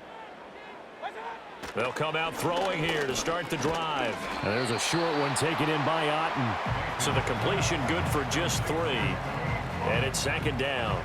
Completion was given up, but that's why you play zone defense, so that you can have people around the ball when it's caught, and you don't give up much run after the catch. So from the 17, here's 2nd and 7. Mayfield now. Now the pressure comes and he goes down. Just inside the 10, back at the 9. A well-designed corner blitz that gets him for a loss of 8 yards. He found his way into the backfield, and he simply would not be denied. Well, they say that life's all about opportunities, and that holds true when you're playing defense as well. How about him seeing that chance, making the most of it, did a great job of wrapping him up and bringing him down. These guys have punted 4 times already, and they're staring at a 5th, barring a conversion here on 3rd down. And he takes a shot on the release as this will be incomplete. Partner, the way this offense has marched up and down the field during this game, it's almost a surprise to see an incomplete pass on 3rd down, isn't it? Yeah, they have had their foot on the gas all game long, but here finally stalling out. Now on 4th down, on is the punt team sending this one away. Here's Williams to return. It's a net of 40 there, a punt of 48 and a return of 8. The Seahawks take back over. And they've got the lead here getting late into the 3rd quarter. And the passing game for them, it's been terrific. We've seen that, but the rushing game almost non-existent. And with the lead and trying to finish this game off, they need the running game to come back to life. They need to get sparked that way, take some time off the clock, and keep the ball away from their opponents. It fights him off. Man open downfield, it's Metcalf. And they're able to work this to the 25 before it's all said and done. A good pickup there, 26 yards. This offensive game plan has just been sensational. I mean, when you think about all the different ways they've gotten their receivers open so far, it's really been impressive. Scheme, design, execution.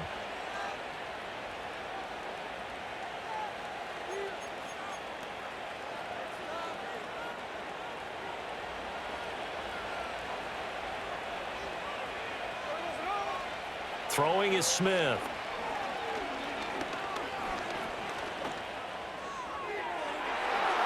And he overshot him there. It's out of bounds, incomplete. I certainly like the idea. You're down on their side of the field. Get your big play guy involved. That time, they put one up for him to see if he can pull it down in the end zone. But the coverage was good, and it winds up incomplete. Throwing now is Geno. Oh, the ball comes out on the hit, but they'll say it's incomplete. Well, after watching him ring the bell that many times and put the ball in the end zone throwing it, you had to figure they had to bring some type of pressure. They had to change things up on defense. And able to get to him, put him on the ground, so maybe just something to throw him off a little bit. Yeah, that had to feel a lot better for the defensive guy. And oh my goodness, here's a 5th interception. Picked off by Levante David. And the Buccaneers are going to take over once again at their own 25-yard line. Boy, they get him yet again, Charles. 5 interceptions in this game. You rarely see this, maybe a couple of times in a season, but this defense, they've been fantastic. It's certainly an example of watching a defense that is in the zone, right? We use that term so often, but most of the time, it's for people who are on offense. In this case, it's the defense as a whole, all locked in with each other, all ready to go. Now Mayfield and the Bucs come up on 1st and 10 at their 25-yard line. They'll try and start this drive in the air. And the Seahawks defense gets to him, and they bring him down. It'll be a loss of 7 on the sack, and it brings up 2nd. 2nd and 17 at the 18-yard line.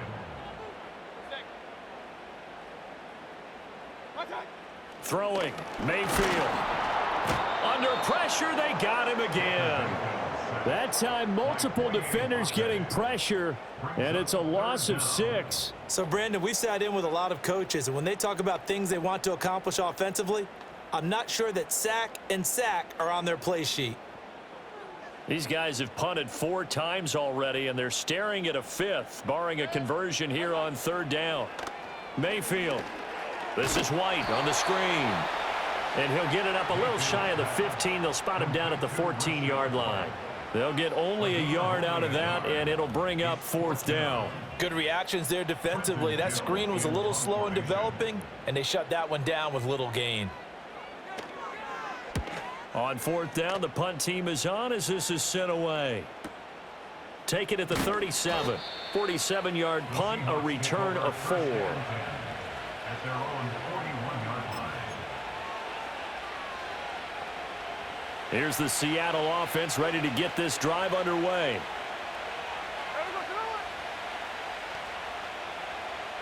Trying to shake off the interception from the last drive. He'll look to throw. That one tipped, and it's incomplete. Well, good hands there defensively at 2nd down. And this will probably be the last play of the quarter.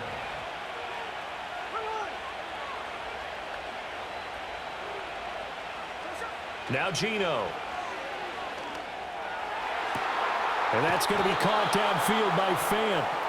And he will be taken down, but a big pickup there on what's going to be the final play of the 3rd quarter. So both offenses come to life here in this 3rd quarter as this is shaping up for a good finish. You are watching the NFL on EA Sports. Back now in Tampa. It's the Seahawks with the possession. They also have the lead here as we get set for the 4th and final quarter.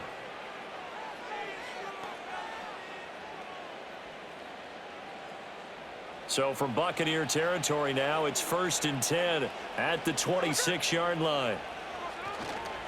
Straight ahead, Walker. And he'll be brought down at the 21, just shy of the 20 in the red zone. The tackle made by Zion McCollum. From the 21, here's a 2nd and 5. Sticking with Walker on 2nd down. And they'll bring him down at the 13-yard line. That one, a 1st down pickup of 8. Well, it is our business to analyze what we saw out there, and on that play, I saw a defense staying in base, not taking a chance, not blitzing in a situation when they absolutely need the football back. That's either a case of overthinking it or not thinking it through. If you do blitz, do you have to be careful about where you're coming from, or are you just coming from all angles? You have to be careful about where you're coming from, obviously, but at this stage, you have to take a few chances as well. From the 4, this is 2nd down and 1. They'll try the air now with Smith. Oh, no, he lost the football. And it's picked up by the Buccaneers. And now nothing but green ahead of him.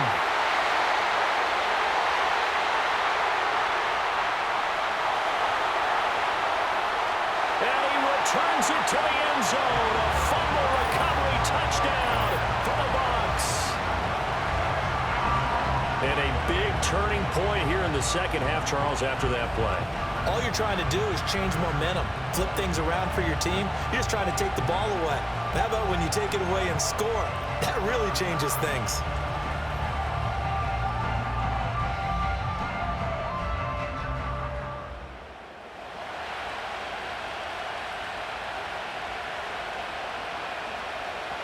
So a big play coming now for the Bucs as they'll go for 2. The Bucs will set up for the Mayfield going to try to throw for the 2. That's caught at the 2. And he will not get there. He comes up short. And they're unable to push this lead to a field goal as it'll remain a 1-point game. The scoop and score, always an exciting play in football, and we witnessed it there, grabbing it off the ground and then rumbling it into the end zone for 6. And not much happening on the return as he'll get this to about the 23. As Seattle now ready to march out of the field. Their defense accomplished step 1 of the mission. They forced the punt. Now they'll look to erase that deficit and take a 4th quarter lead. Now Smith. Throw out wide to Walker. So give him 5 yards there on the pitch and catch, and it'll be 2nd down.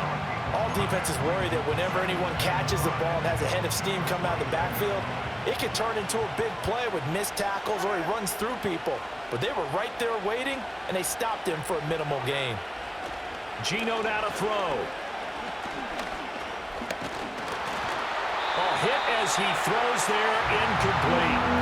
We've seen this quite a few times in this game. Offensive line unable to keep leverage, unable to keep people away, facing a lot of pressure. Fortunate just to get rid of it. One of the reasons they're down is that inability, though, to stop the pressure. We saw another example of it there. And this pass broken up. And the contact well timed there, and now 4th down. This is certainly a team that has proven it likes to target its backs through the air and defensively. They were aware of that and certainly were prepared on that throw. Now here's Michael Dixon as he's on to punt for Seattle.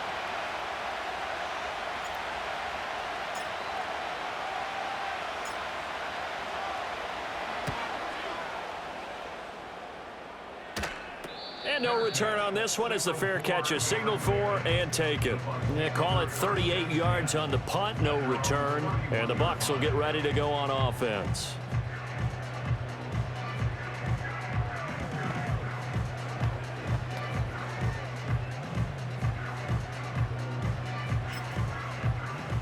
Now Mayfield and the Bucs come up on 1st and 10 at the 31-yard line. They begin the drive on the ground. It's White, and he'll scratch out only about a yard up to the 32. And for the defense, this is a spot where you don't want to totally sell out to stop the run, but you do have a pretty good idea of what you're going to see. And that's good work right there to keep them in check on that 1st down carry.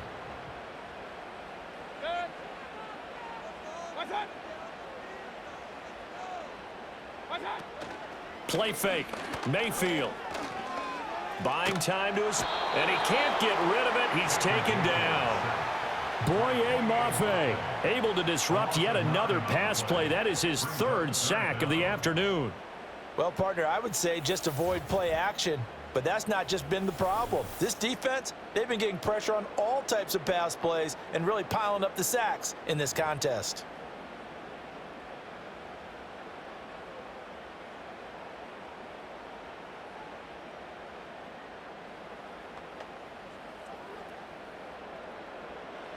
They need 18 yards here on third down.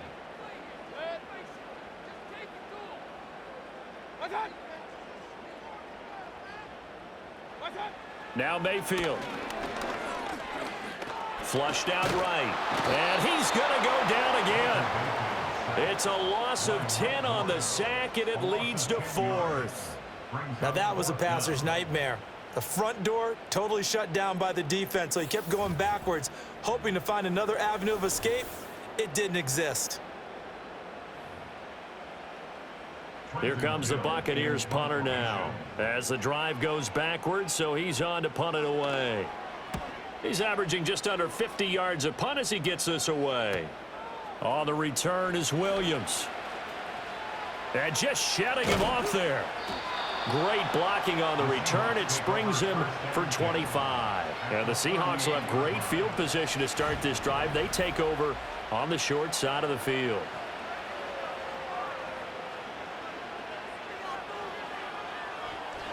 The Seattle now ready to march onto the field. Charles, a very uninspired effort. The last time we saw them out there was a quick 3-and-out, then they punted the football. Yeah, and you never want to get stopped so soundly during a series, but what would be even worse now is letting it happen again right here. They've got to get going. Now Smith.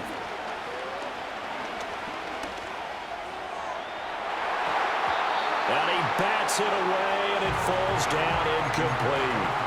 But based on the play we just saw there, he might not be the guy you want to challenge in coverage on these all-important snaps. He certainly looks dialed in right now. Back to throw, Smith. He'll find Metcalf. And he works it past the 30, almost to the 25. A gain of 12. First down, Seahawks.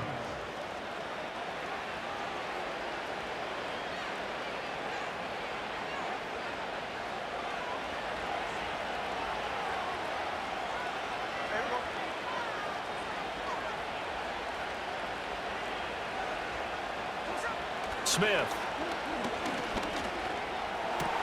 Throwing the out route, and he connects with Fan.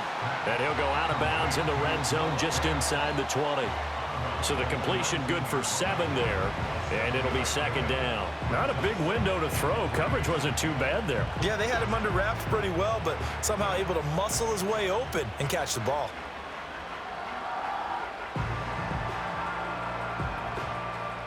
Now 2nd and 3. Throwing again is Smith. It's caught. Lockett sheds off the tackle. And the Seahawks are going to have a 1st and goal as he's taken down at about the 8-yard line. And here we are in the 4th quarter, partner, and watch them drive for what would be a go-ahead touchdown.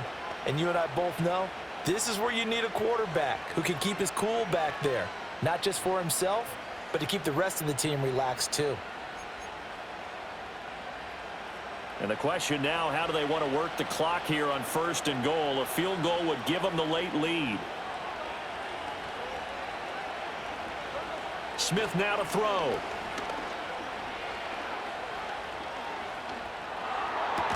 Toward the pylon, caught. A gain of 7 that time. 2nd goal. Well, this defense just has not been able to keep him under wraps. That's now 10 catches for him in the ball game.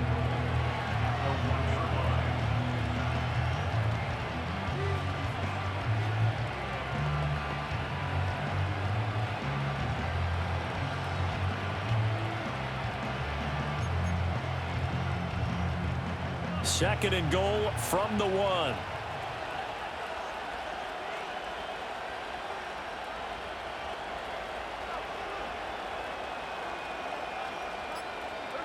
Smith throwing again.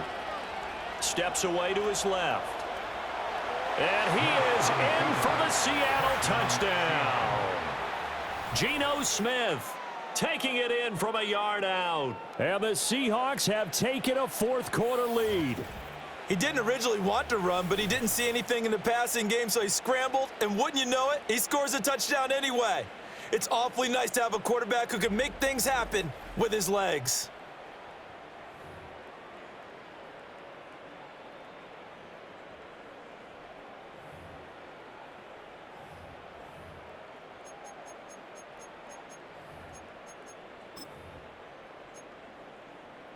The extra point now coming from Myers.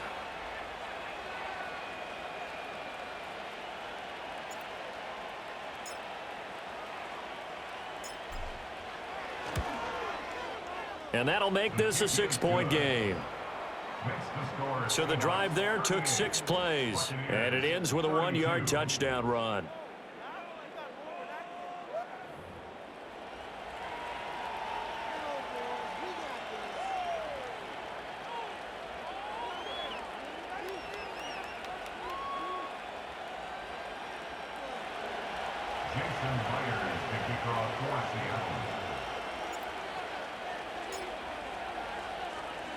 And after the touchdown, here's Myers to boot it away.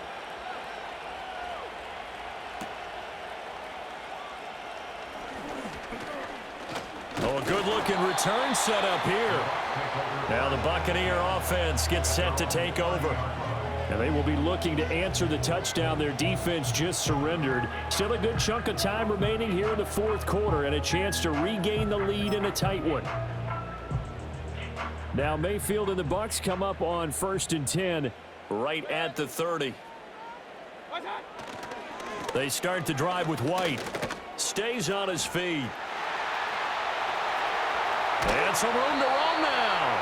And they've got it well across midfield down to the 40 before it's all said and done.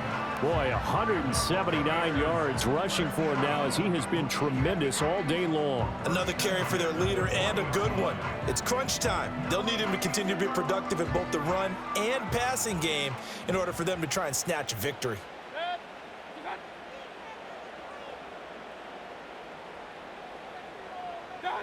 To throw, Mayfield. And there's a short one taken in by Otten. That's a staple of this offense. Drag route to the tight end. Yeah, he's unable to use his size to break off much more yardage after the catch, but still an effective gain nonetheless. This 2nd and 4.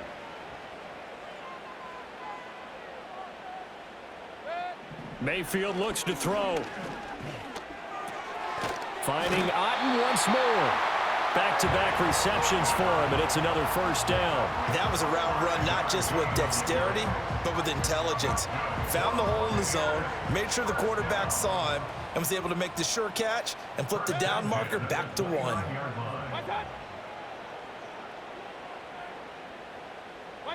Mayfield to throw it. That's taken in by Palmer. And inside the 20 before he's brought down. They picked up 5 yards last time. Now they double it and get 10 here. In motion left here, one of their tight ends.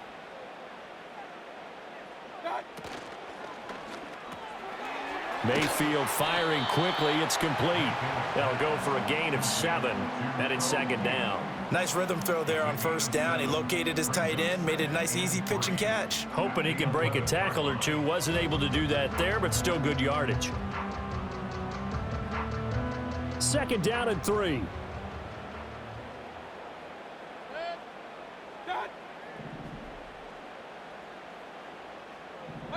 They'll throw again. Here's Mayfield. And he'll go down. Brought down at the 20-yard line. They push him back 8 yards that time on 2nd down. 7th play of this drive coming up, but a long way to go on 3rd down. Here's Mayfield. And pressure coming, and they got him once again. So here we go. Maybe the biggest kick of the game forthcoming. This one from 46 yards out. And this is right down the middle as he puts it through, and that will bring the deficit back down to 3. So with that field goal, this one's now back within a field goal. Maybe not the ultimate result they wanted, but gets them that much closer. This game is unfolding like a really good book, isn't it? Because I feel like there's a few more plot twists yet to be revealed before this one is over. After the made field goal, here's McLaughlin back out there to kick it away.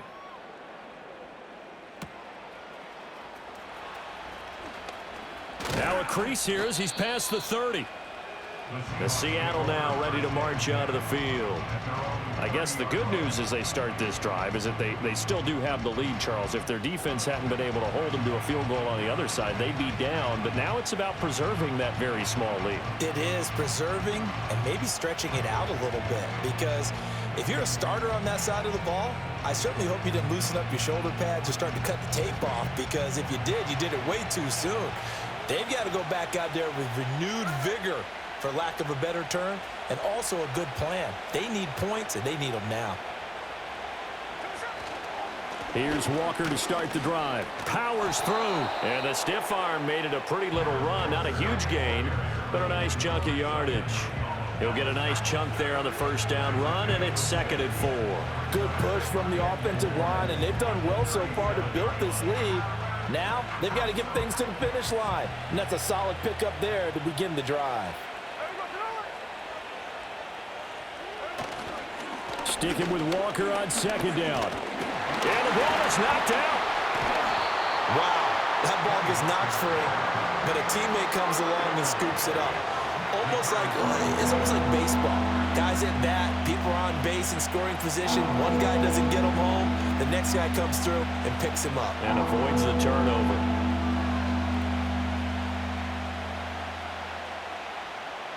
So possession still theirs, but now they face a 3rd down.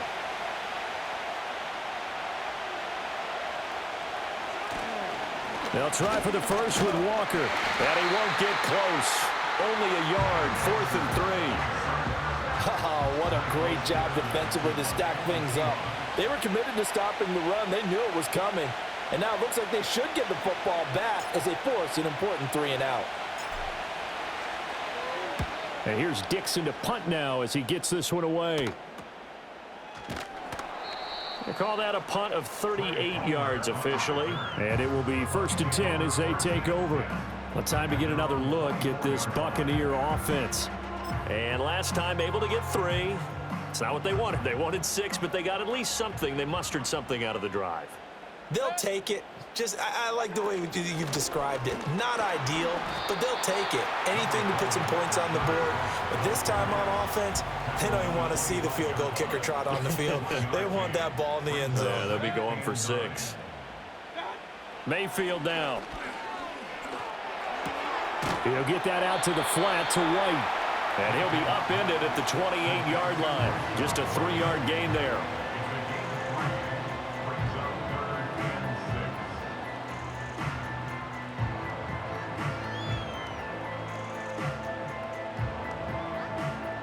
They are in need of 6 yards here if they hope to move the chains.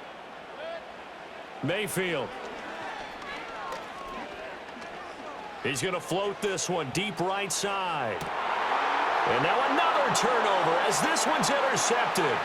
Picked up by Devin Witherspoon. And the Seahawks are going to get the football here as he gets this up to the 38-yard line. Well, that one was in the air for an agonizingly long time.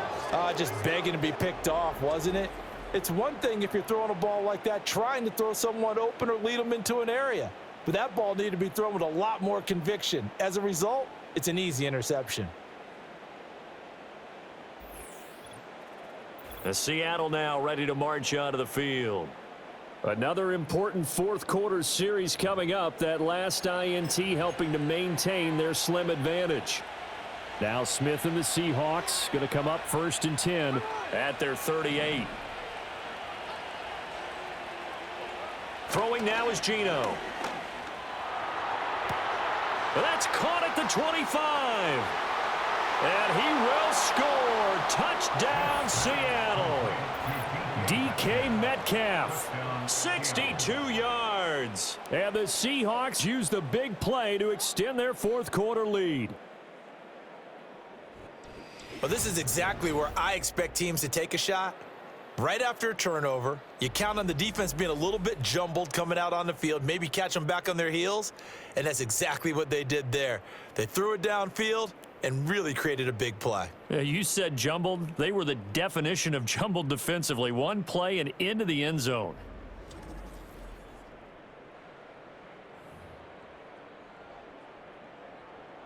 Now Myers for the extra point.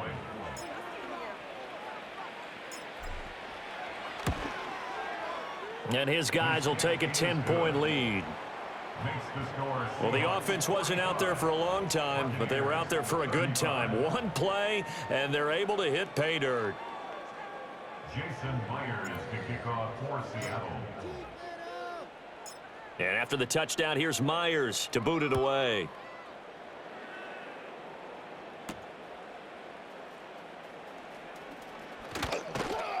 And a decent return out to the 27-yard line. Now the Buccaneers offense gets ready to head back onto the field. Well, that last touchdown we just saw, what an important one. Now it's back to a 2-score deficit for this crew as they take the field here, and they are in desperate need of finding the end zone.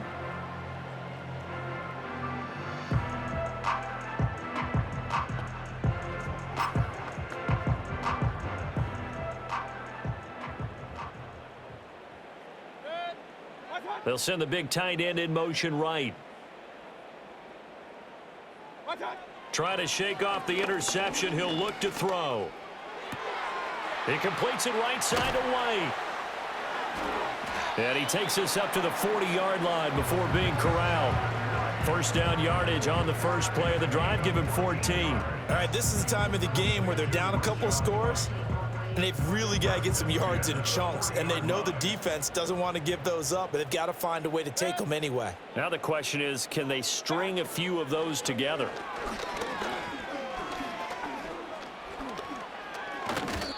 He lost 6 there on the first down play. And this is a rarity in the NFL, a 100-yard game on the ground for a quarterback. Even as those passers get more athletic and mobile, we only see about 5 of these a season. It takes a special set of circumstances for it to happen, and of course, a special player. And he can't find anywhere to go with it, and he goes down. Needs something from deep in the bag of tricks here after first and second down went backwards. It's third and very long.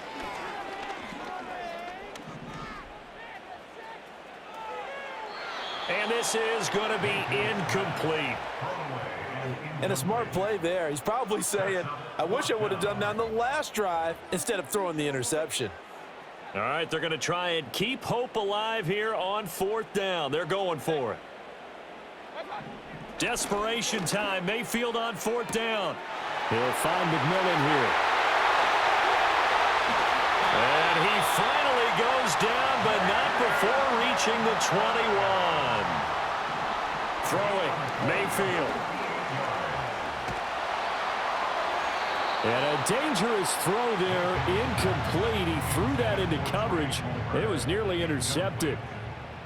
Makes it 2nd and 10 at the 21-yard line. And again, it's Mayfield. And he's going to have to eat this one as down he goes. That winds up pushing him back 11 yards on the sack. And that'll bring up 3rd. A long way to go here on 3rd down for the 8th play of the drive. That's going to be knocked away and incomplete. When you're leading in the final quarter, your radar has to be up for any potential deep shots. And probably not the last one they're going to see in this game, not as long as they hold this lead. And his kick is absolutely perfect. And this is back down to a 7-point game. All right, so they needed 2 scores to get back in the game. The field goal there, maybe not exactly what they wanted, but the necessary first step. There's still time remaining, and there's enough time to get it done. They've got to get at the least a 3-and-out here to get the ball back, preferably a takeaway. And a nice return sets him up pretty good here right at the 30-yard line. The visitors' offense and their wide receiver getting set for this next possession. And he's had some kind of game. They made it a point to get him involved early, and it has paid giant rewards to this stage of the game. Coming to the line here to begin their next drive, the Seahawks offense. Their lead back down to one score after the field goal a moment ago, so they'll be looking to string together a few first downs, likely on the ground as they begin 1st and 10 to about the 33-yard line.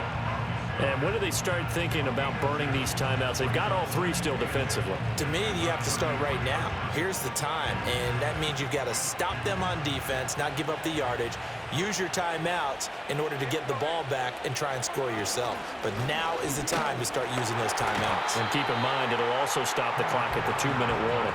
And he's going to have to protect the football and take his lumps here at this stage of the game as they stop him behind the line. Now, obviously, that's some good work there defensively, being able to stop them and bringing up a key 3rd down. But if you're on the offensive side of the ball, there's an opportunity, because I know what defensive guys are thinking right now. Just stop them, get to the ball. That means they might not be sound defensively. There could be some opportunities. And you said key 3rd down. Highlight that word. Put it in bold. Here we go.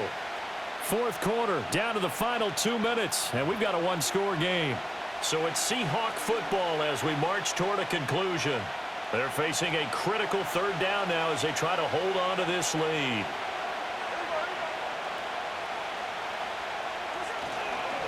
Again, it's Walker. And he is going to have the 1st down, and that is going to suck the life right out of this crowd. And now right out of the 2-minute break, we'll get a timeout used defensively with 1:56 to go.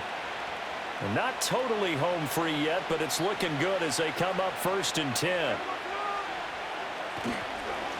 Up the middle, here's Walker.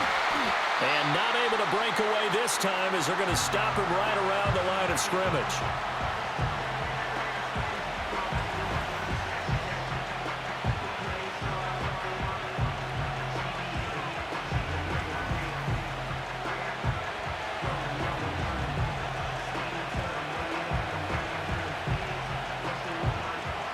Another running situation on the doorstep as they come up 2nd and 10. Hand off here to Walker. And he will be brought down at about the 43 that time. The Bucs forced to use their 3rd and final timeout as they'll head to the sideline and talk over what to do next. They'll see about converting this 3rd and 8.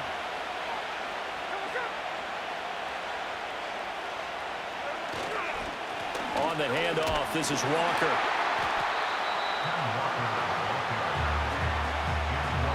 So they went a little cautious there on 3rd and long. Man, nothing wrong with that. Remember, they're playing with a lead right now. So getting a 1st down, yes, that would be great. But even more importantly, take care of the football. No turnovers, no big plays for the other team, and keep the clock moving. So they're forced to punt on 4th as this one's away. So possession goes over here on the punt. And they will take over 1st and 10. So Mayfield and the Bucs down by 7. 1:15 remaining. How will this thing pan out? We'll watch as they come up on 1st down.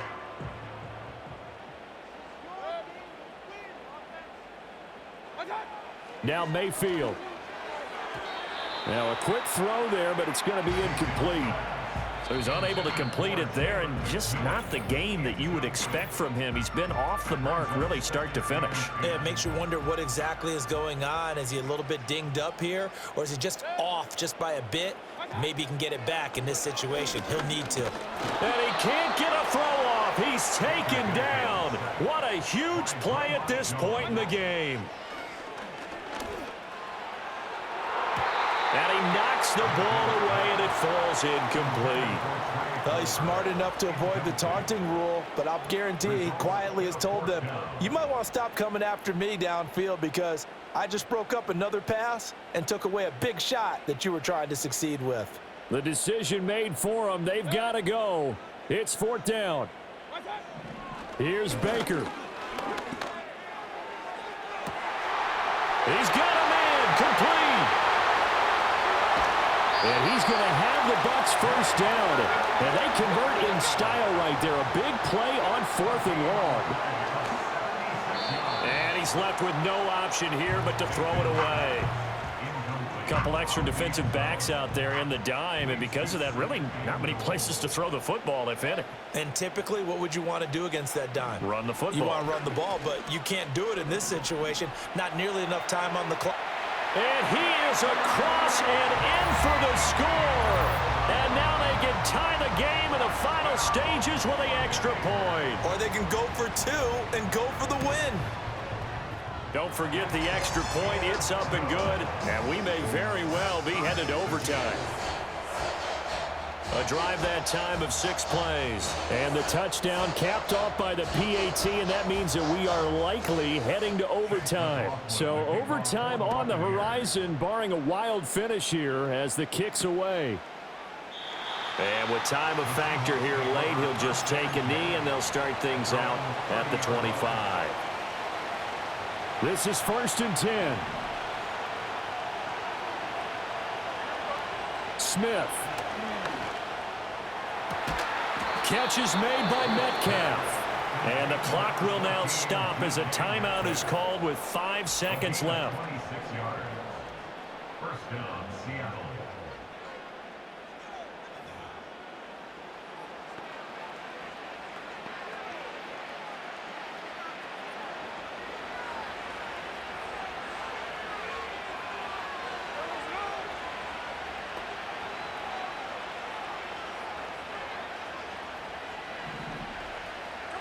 Smith's going to throw it. Man open downfield. It's Metcalf. And oh, so close as he takes it all the way to the 2-yard line.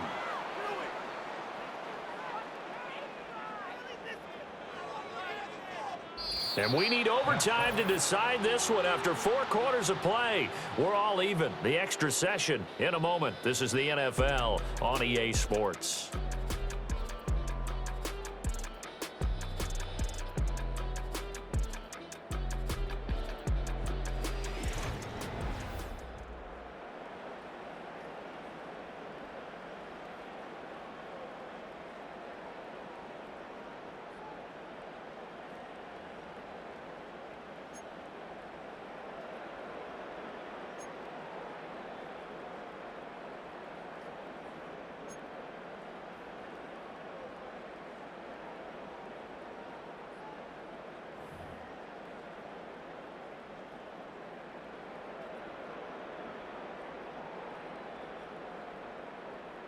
So it's the Seahawks who are going to get the first crack at things. They'll possess it to start things off here in overtime.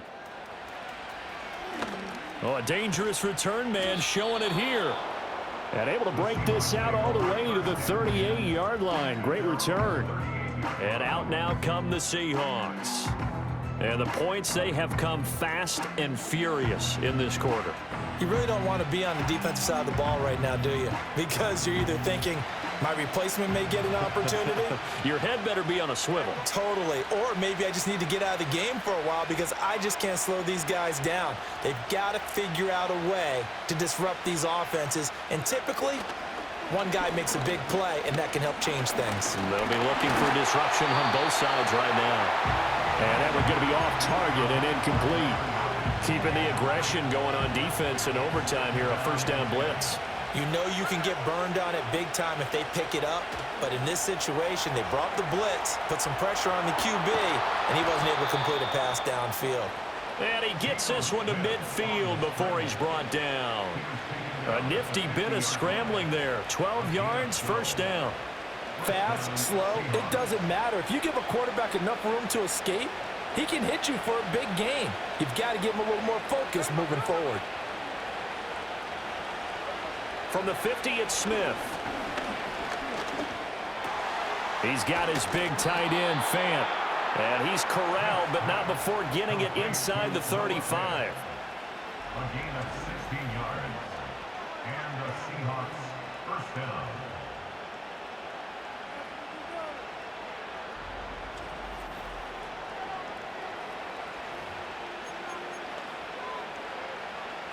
From the 34 now, here's 1st and 10. Throwing is Smith. Rolling to it. And he can't find a receiver, and he's brought down. Joe Tryon, getting him once again his third sack of the afternoon.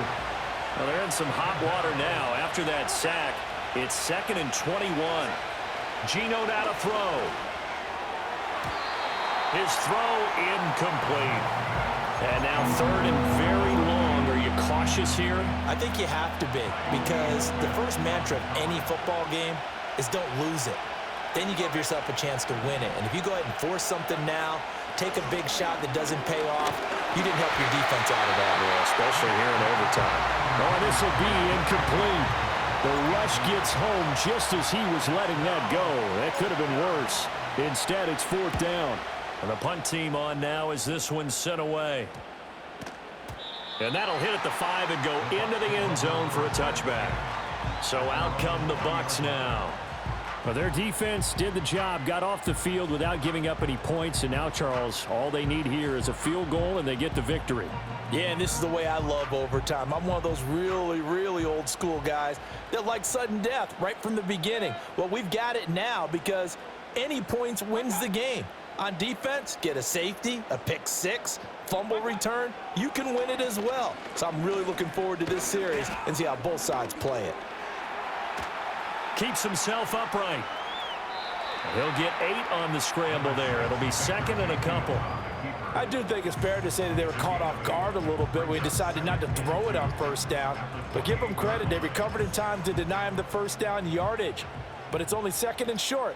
So that run is still likely to lead to a new set of downs.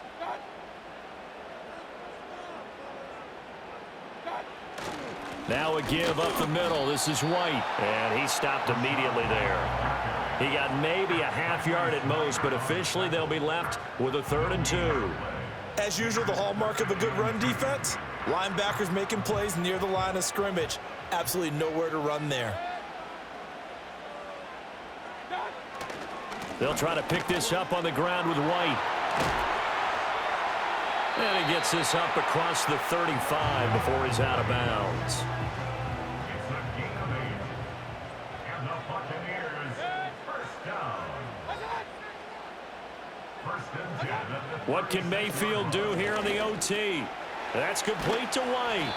And able to get this one across the 45 before he's brought down. A couple of 1st downs on the drive already, as they'll go from the 47 now on 1st down. Now Mayfield. Pressure comes. He's taken down by the Seahawks defense. That one will set him back nearly 10 yards here on 1st down on the sack. At the 37-yard line. From the gun, Mayfield. He's got White here. And he'll go down right around the 47 this time. Charles, he's now over 400 yards passing in this one. It feels like he has a zillion completions. Just a very memorable effort from a guy that we thought could be in line for a big game, and he has exceeded our expectations. That he has, and I'm not really surprised at all because when you look at this offensive unit, they are... Pressure comes, and down goes Baker Mayfield. Ernest Jones drops him for a loss of 12, and it also brings up 4th down. Even the most elusive quarterbacks have those tough days where they can't avoid sacks, and this is one of them. 3rd time he's gone down. He might develop some happy feet now, want to escape the pocket and try and gain more yardage with his legs.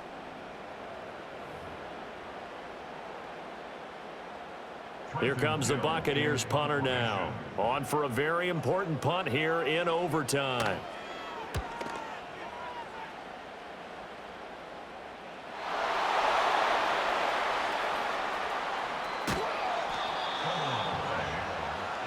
I know there's no magnet in the ball, but sometimes for the punt returner, after such a scramble, it sort of feels that way, doesn't it? He has it, he loses it, somehow the ball finds its way back to him. Atone for his sin, and you know he's taking a deep sigh of relief right now. Here's the Seattle offense ready to get this drive underway. Well, this is a pretty rare situation here, Charles. You get in overtime, neither team coming through with even a field goal on their first drive, so now sudden death with the time remaining. Next score wins. And now I would say that going at it might be a little bit easier for both teams now because they've eased into overtime. That first series, boy, everything on the line then. Now you've seen what a defense is throwing at you. You can make some adjustments and all you need is 3 points to win it.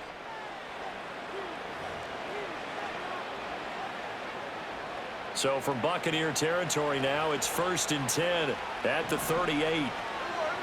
Now Geno. It's complete to Brown, right side. And all the way inside the 15 before they drop him. 26 big yards on that one. It's another first down. And it's a real luxury when you have a guy who can turn a short throw into a solid gain at any moment.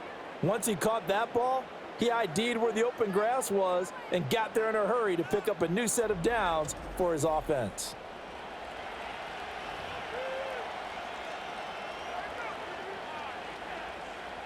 From the 13 now, they work on 1st and 10. Here's Smith. Eluding the pressure. And he can't get rid of it. He's taken down. Levante David picks up his 2nd sack of the afternoon. And it's never good to take a sack. You really don't want to take one down here in this part of the field down near the red zone. Not at all, because you're already pretty much assured of a field goal. But you take a big sack, it could push you out of range, and that's why defenses get a little more aggressive in this situation. They're almost conceding the 3 points. They want to push you back and try and take you out of that. And he'll get it here to the 10-yard line.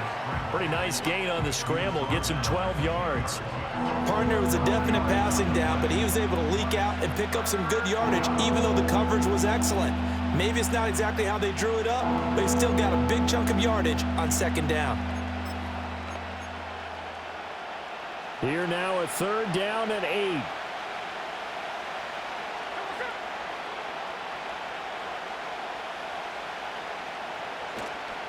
They'll give it up to the big man Walker. And they get him down about 2 yards shy of the line to gain. A 3rd down pickup of 5. And I know you, with every carry, especially in overtime, you're just saying, if you're that ball carrier, hold on to the football. Hold on to it, protect it, but not necessarily settling, because you're trying to get to the end zone. You're trying to end the game right here. And I know the defensive guys, poking, clawing, raking, trying to knock the ball free and protect their end zone. Yeah, like you alluded to, especially this part of the field. So now this one will rest on the right foot of Jason Myers. This to win it in overtime. And he got it. The kick is good in overtime. He's able to split the uprights. And they'll be celebrating in Pioneer Square tonight. The Seahawks have won the game. Charles, normally when you see a group score this many points, it's a complete blowout. But instead, they needed every single one of those in this close, high-scoring affair. And, Brandon, I'm still on the edge of my seat after that one, because when you have that much scoring and it still comes down to a one-possession game at the end, that's not something we see very often. And in this case, these offenses, they brought it. The defenses, they're going to need some work going forward. So that'll just about do it for Charles Davis. I'm Brandon Gaudin. You've been watching the NFL on EA Sports. For more, log on to easports.com. With that, we say so long from Tampa.